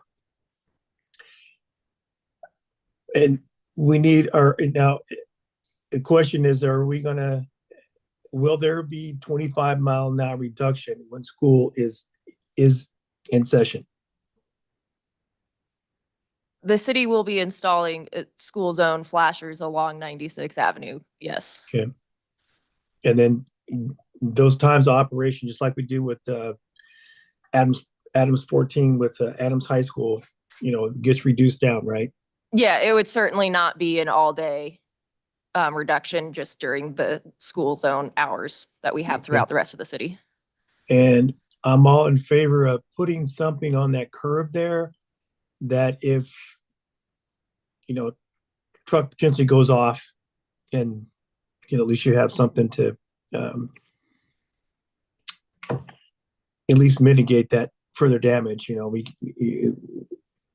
We can't, it won't be 100%, but at least we'll have something there. And as far as noise, I would like this to be like a living document. So as that area increases with the future of retail and commercial and all that, the corridor gets really, really busy. We should be able to go back and revisit this to make sure we are doing what is necessary as far as any noise mitigations, because this might come up 5 years down the road. I would not put a pin in this. So at least have the ability, if we do go with recommendations, that we leave a provision in there that has language that is a living document, so it can be changed later on if necessary. Thank you. Thank you.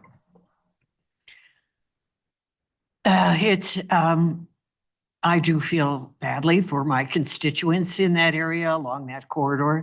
When I met with, or had a conversation with a CDOT person who had particular knowledge of trucking, that there are already higher number of semi-trucks that drive the East 96th Avenue corridor than in other parts of the region.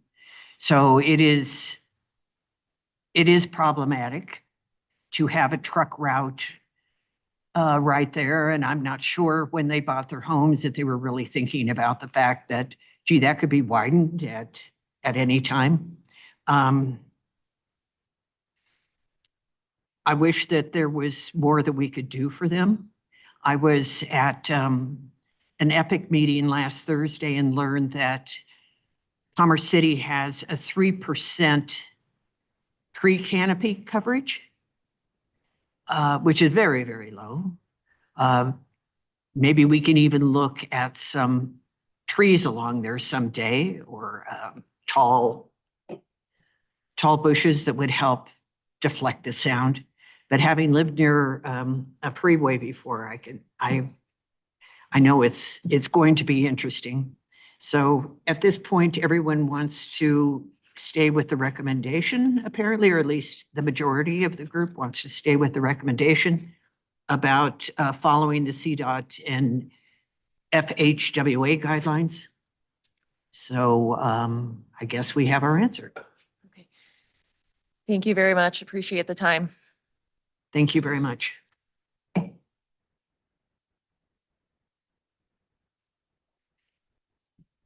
All righty, we move on now to reports. City Manager Rogers. Thank you, Mayor Pro Tem. I will keep this short and to the point. Nominations for the 2026 Business Appreciation Awards are now open. We are encouraging community participation to help recognize and celebrate outstanding local businesses by nominating their favorites. Nominations must be submitted online by Friday, March 6th, as well as CCPD is hosting its second free women's self-defense class Saturday, February 21st from 9 to 1 p.m. Last but not least, PRG has announced the transition to a digital recreation guide starting in the summer of 2026, which should make it more accessible, sustainable, and convenient for the community members to explore classes and programs. We will also still have printed guides available at our rec centers, but by offering online and registering classes by your smartphone, tablet, and computer, we'll make it easier for everyone to sign up at their convenience. That ends my report for tonight. Thank you very much. Does anyone have questions for the city manager? No, I have a couple. Is there has the Army contacted us about a 5-year review for the arsenal? We are in the midst of that. It's coming up. We have not had a communication with the Army or the Fish and Wildlife about that aspect. There's been other aspects about what they'd like to do at the wildlife and arsenal itself, but they have not brought to our attention the 5-year review. Okay, when I was on city council in 2020, the Army came and presented to us. So I hope that that will be taking place as well. And the other question is to just raise to the group that I think it would be really wonderful for us to be able to have our URA meetings on the floor of the chambers so that we don't have a separation between the certain URA members and other URA members. We have oftentimes changed the floor of the chambers in order to put tables up, and then we sit around the tables. So I had requested that last week when I learned I'd be chairing the meeting, but I was too late to make that change. But I hope going forward, City Manager Rogers, that you will consider doing that on nights that we have URA, especially since we're going to be having the meetings on a more consistent basis and more regularly. So thank you. Councilmember Teeter, you had a question? No, I thought we was doing reports. Oh, haven't gotten to City Attorney Zarzeki yet, but then I'll call on you. City Attorney Zarzeki? Oh, you have a question for City Manager Rogers? All right. Thank you, Mayor Pro Tem. City Manager Rogers, can you, I know we briefly talked about the configuration of the tables during study sessions as well as URA. Can you kind of just explain the process so we're all on the same page? I want to make sure as we move forward that what we do is align with the staff capacity. And so if it doesn't align with the staff capacity, I don't want just blow by that. Yeah, I appreciate you bringing up the conversation from earlier, the question that came up, and just to kind of for the group to hear it as well. Yes, it requires us that for at least a week, preferably, that we would have to engage our custodial services team, which then also the existing audiovisual in this room is limiting and lacking severely, and the technology necessary to be able to record and to be able to have individuals be heard clearly when on the floor. I know we have done it in the past, and we've had complications that have not risen to your level, but we have had to address behind the scenes in order to ensure that that meeting would be facilitated in an efficient manner. I would also say this setup that you are here today is temporary in nature. As you know, we are going through a construction project. That construction project is also looking at expanding one of our conference rooms that will also have updated AV in a setting that is more informal for you all to come around that table and to convene with the appropriate resources to support.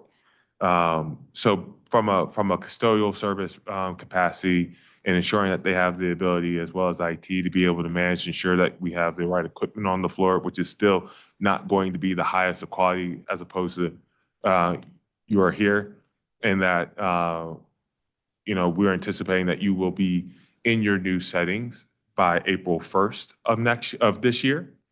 So we're talking about at least a handful of additional council meetings, so one or study sessions, 2 at most, maybe 3, before you will be, like I said, in that new conference room with that equipment.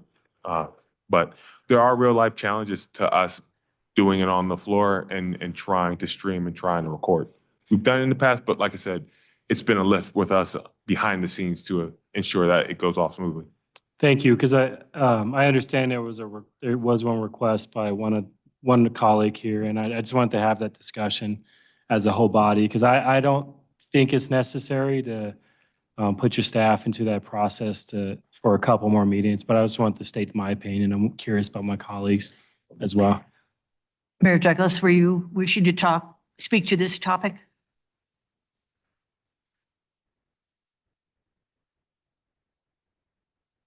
Sorry about that. Thank you, Madam Chair. What you guys have to understand when you're running a meeting and then especially study session, we used to do a study session in a lot of places. We had it in the back room back there where you guys went to have executive session. End up not having enough space to accommodate our residents as well as our staff, and our residents come first. We got to keep that in mind too. We were having these meetings for our residents, and so I think if just like we have a joint meeting with planning or so, we're going to be on the floor, so we're around each other. And yes, our audio isn't that up to date, and there are some changes can be made. I know E470 we have these special microphones, and they're all portable. Maybe we should look into something like that. That really helps out, and you can really hear very well.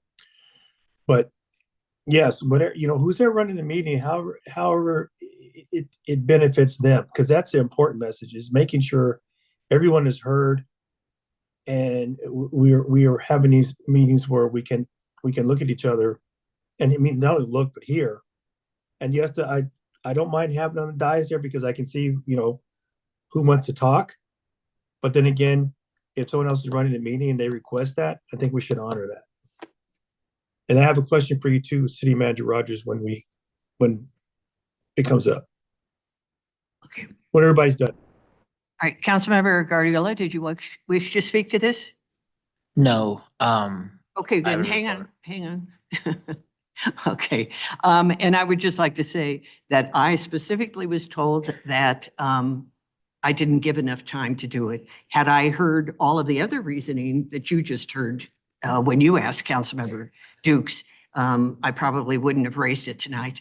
But I appreciate the conversation and I appreciate your comments also, Mayor Douglas, because you have the experience running these meetings. So I appreciate that.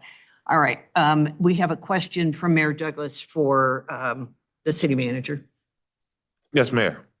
Thank you, Madam Chair. Thank you, Jason. You know, last week we had a discussion about the retreat. Do you have an update as far as the facilitator? Is it Heather? What dates are we looking at? So yes, I don't necessarily want to take the thunder away from any of the planning retreat committee members that may have been wanting to report out on this to get consensus. I'm looking at those to see a head nod if I can proceed. Okay. So yes, there was a planning retreat committee meeting this, on Tuesday of last week. At that meeting, it was determined by that group that they would like to move forward with the facilitator that was utilized last year. Her name is Heather Bergman. We have also made contact with Ms. Bergman. She is available only the days of March 13th and 14th. That is a Friday, Saturday. That is in advance of the NLC trip to DC, which would be the 16th, 17th, and 18th. So I guess the question that's before you all today from a consensus standpoint, for us to continue to work with Ms. Bergman is one, do you all as a group want to continue to utilize her services? And for the new council members, if you are not familiar with her, I would suggest to, if you need time to take that into consideration, is to look at the July 14th or July 28th of last year's study session where she was a participant in those meetings and guiding conversations amongst the council. But if you have no issues there, I mean, getting a head nod from you will give me enough guidance and direction to continue moving forward.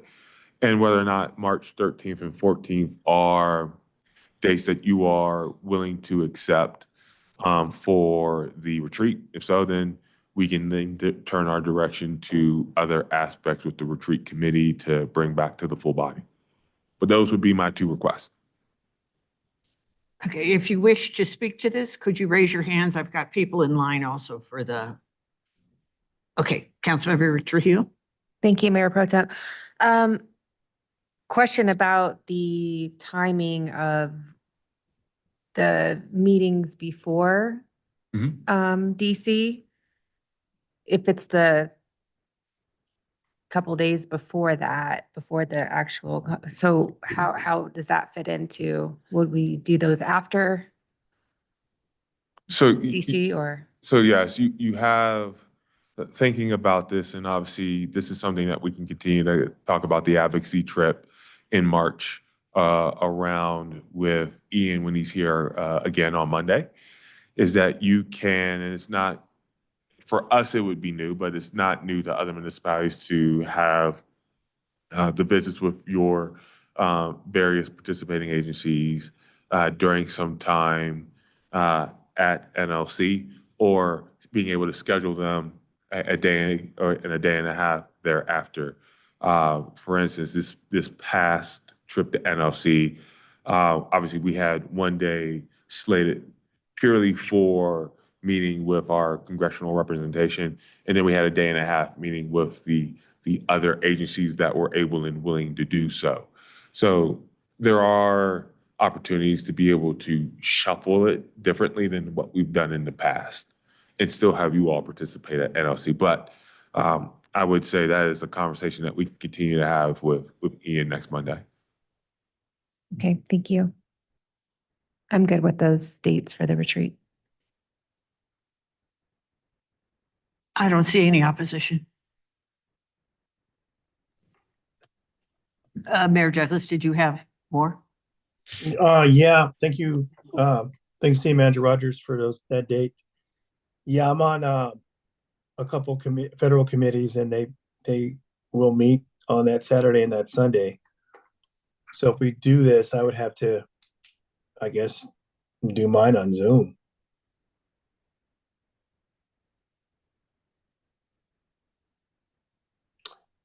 So, but that's just me. Thank you. Thank you, Mayor. City Attorney Zarzaki. For report out? Counselor, your report? Yes, got it. Wasn't sure if there was a question there. Oh, sorry. No problem. I will keep this very brief. You all note that the off-highway vehicle ordinance is slated for first reading on February 2nd. The EOP ordinance, which you heard about at the last meeting, is slated for first reading on March 2nd. And then also wanted to let council know that I will be attending the 2026 CML Legislative Workshop at the Capitol. I believe you've all received those emails as well, but it's a full day to get a better understanding of what is going on at the state capitol. And I'm assuming that we will get a great readout from our state lobbyists as well. So thank you. Oh, one last thing. Thursday, I will be training the boards and commissioners from 6 to 8 p.m. on our annual training with the clerk's office. Thanks. Does anyone have questions for the city attorney?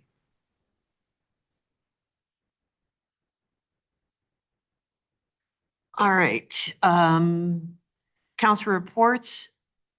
Councilmember Teeter?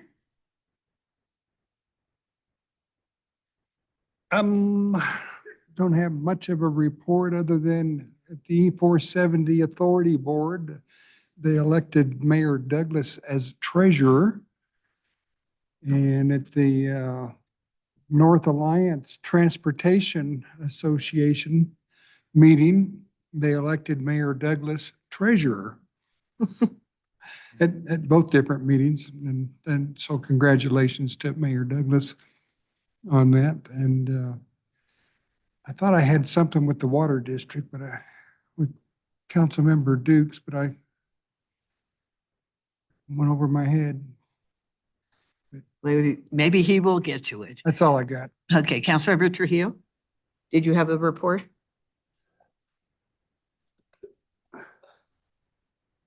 I do.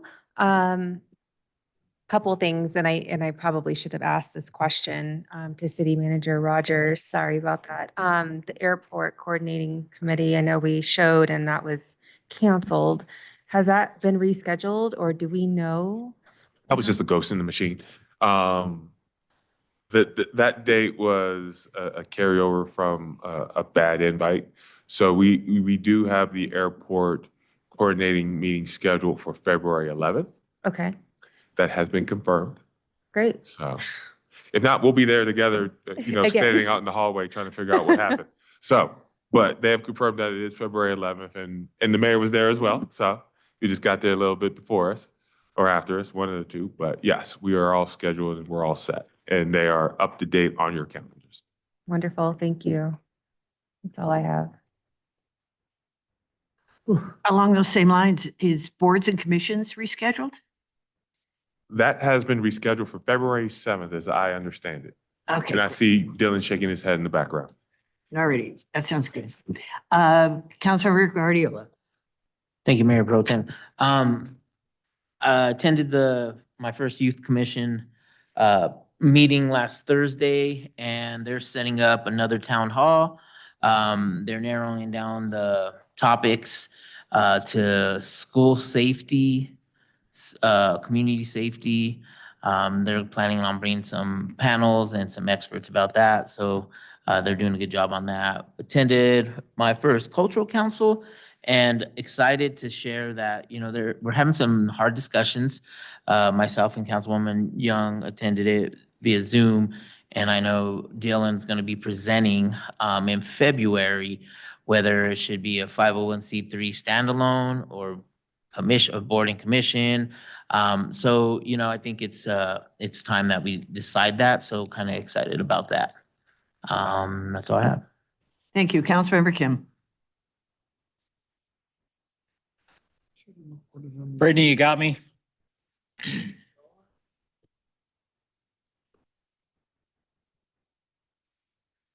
I had to write this one out. So last week, I had the honor of attending a celebration of life for Linda Rose Guron Johnson, whom we all affectionately called Wimba. Linda was born on May 18, 2018, and tragically, she lost her battle to DIPG, or also known as diffuse intrinsic pontine glioma. This devastating and rare brain cancer primarily affects young children, targeting the brainstem, where vital functions such as breathing, heartbeat, and movement are controlled. Linda was only 7 years old, and she was the youngest of 4 girls, Destine, Haley, Jaslyn, and Linda. I had the privilege of meeting Linda several times through her loving grandmother, Julie, and her dedicated mother, Brianna, at various charity events. Among the most memorable were the car shows where they held 50-50 raffles. I fondly recall winning one of those raffles, and like many others, I chose to give my winnings to her family to help with the mounting medical bills. In December, a touching story aired on Fox 31, reported by Greg Nieto, highlighting Linda's heartfelt wish to receive Christmas cards from people in our community, as well as those from far away. To the delight of so many, she received hundreds of cards and even personally took the time to respond to each one with a personal thank you. Linda had an incredible spark of life.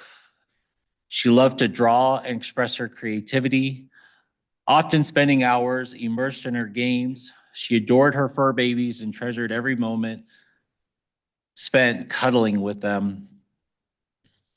Despite her young age, Linda had a feisty personality filled with sass, and her infectious laughter, warmth, and pure heart made a profound impact on our community.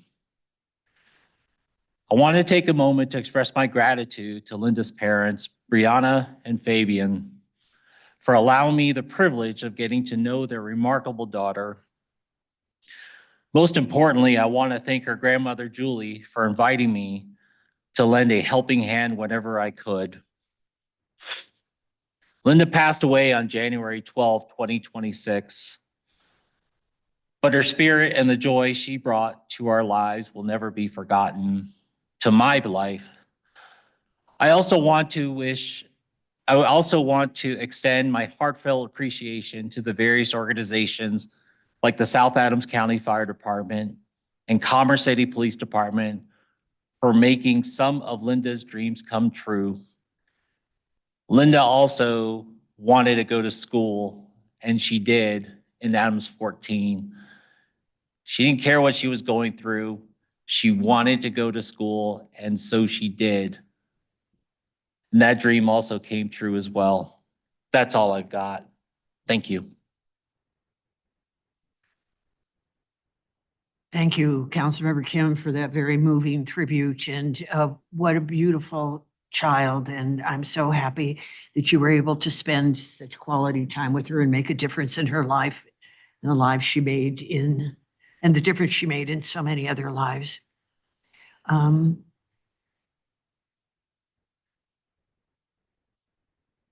Maybe we can just take a moment of silence here in her memory. Let's do that.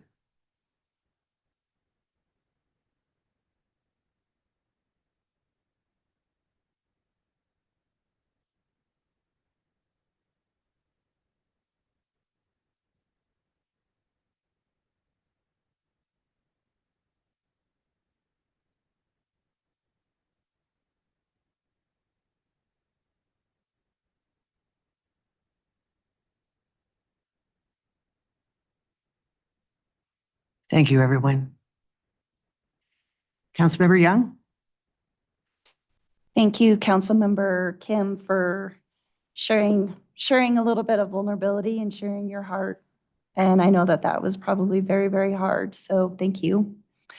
I also had the opportunity to attend the Cultural Council meeting, and I was really, really impressed with this big question and this big issue that they're wrestling through. And I was really impressed with the thoughtfulness and intelligence of their questions. And Also had an opportunity to attend a little art celebration in the Eagle Point Rec Center. It was a student art project.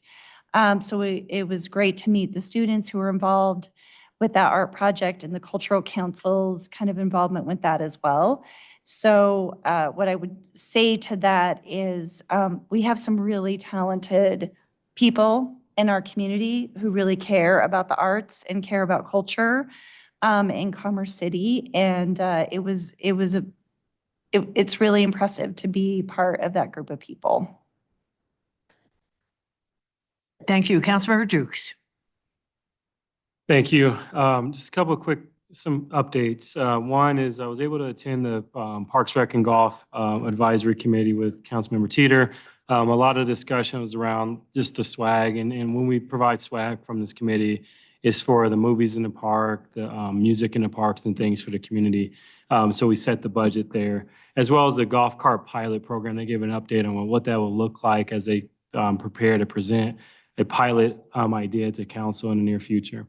I was able to attend the Adams County Regional Collaboration Saturday.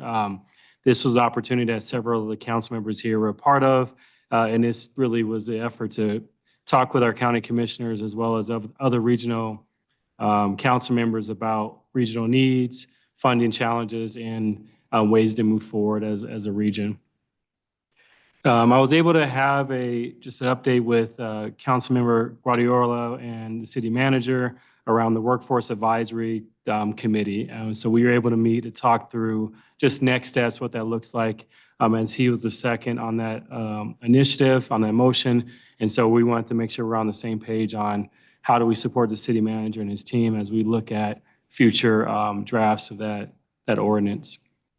The other big piece, I was able to attend the Dr. Cog along with Councilmember Kim. This is if not everyone knows, Dr. Cog is a regional planning agency for the Denver metro area, including Commerce City.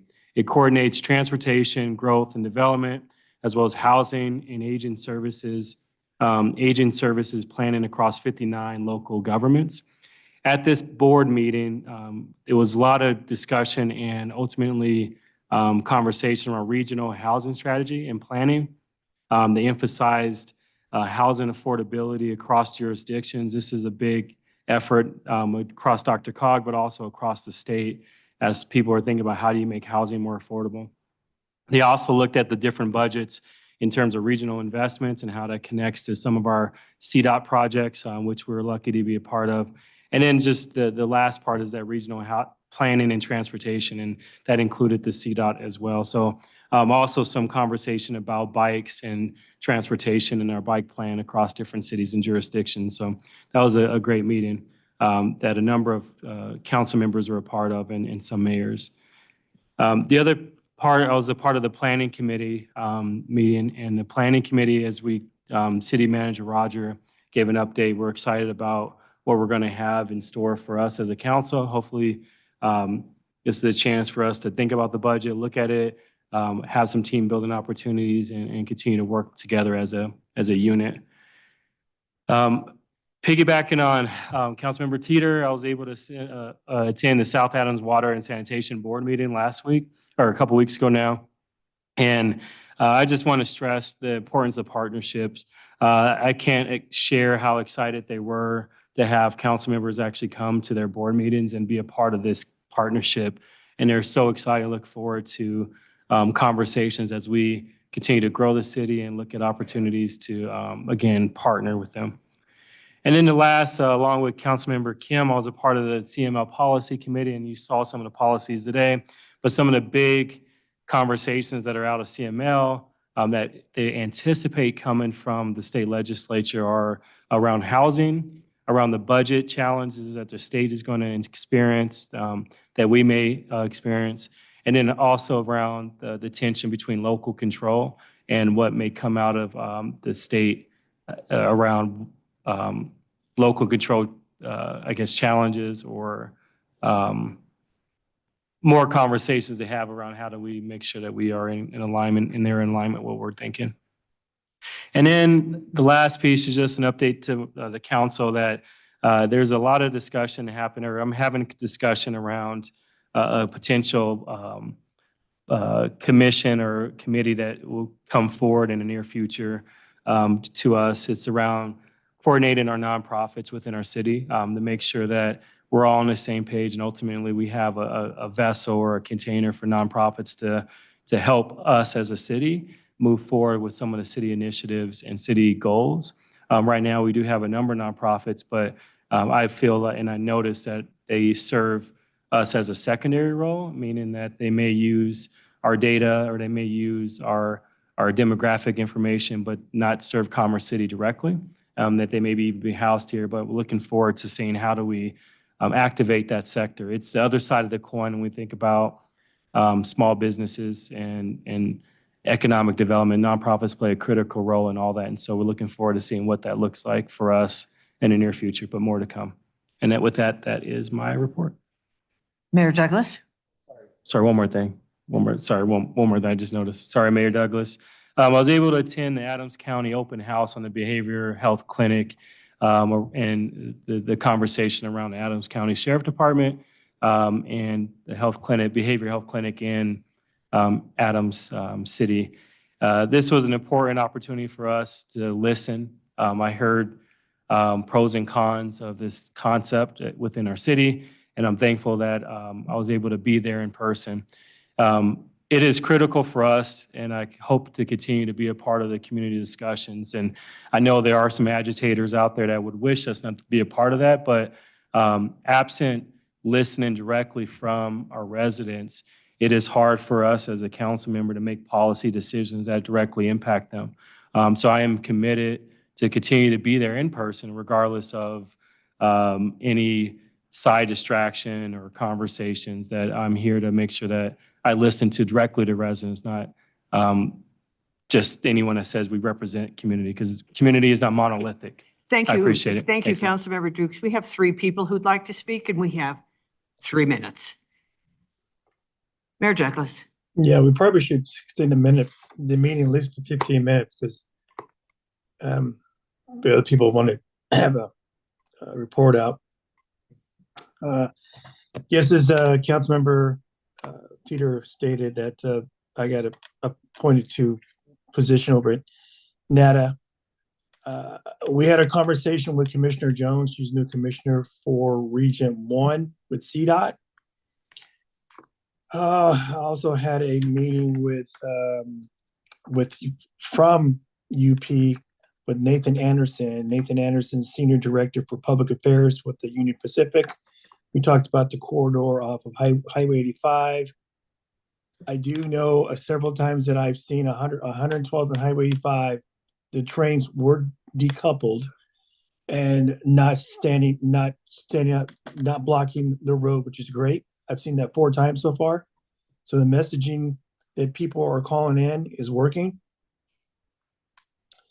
Also attended the E470 meeting, and we talked about a pre-launch campaign. They had a banner go over the Bronco game a couple of weeks ago, dispelling the myths around E470. And I can send that website over so people could actually look at that. I went to those who went to the Adams County meeting. I was over at Metro Mayor's meeting. Talked about RTD accountability, how things are going to change based on what the governor wants. With front passenger rail. We also had 4 legislators come and join us to talk about their experience, because previously they were council members in their city. We do have one legislator, Max Brooks. He actually serves at the Capitol, and he's also a council member on Castle Rock City Council. I didn't think we had someone like that, but we did. I'll just keep it at that because I know we're short on time. Thank you. Councilmember Guardiola, you have a minute. Yeah, thank you. Start the timer. I forgot Adams 14 Fest Gala is April 23rd. It's Thursday from 6 to 9. I'll be submitting a sponsorship, hopefully by next week. So just keep an eye on looking at that. 30 seconds. Pretty good. Thank you. Good. All righty. Friends of Front Range Refuges with Councilmember Teeter. We had a meeting. Oh, I'm done. I'll save it until next week. Thank you, everyone. Meeting is adjourned.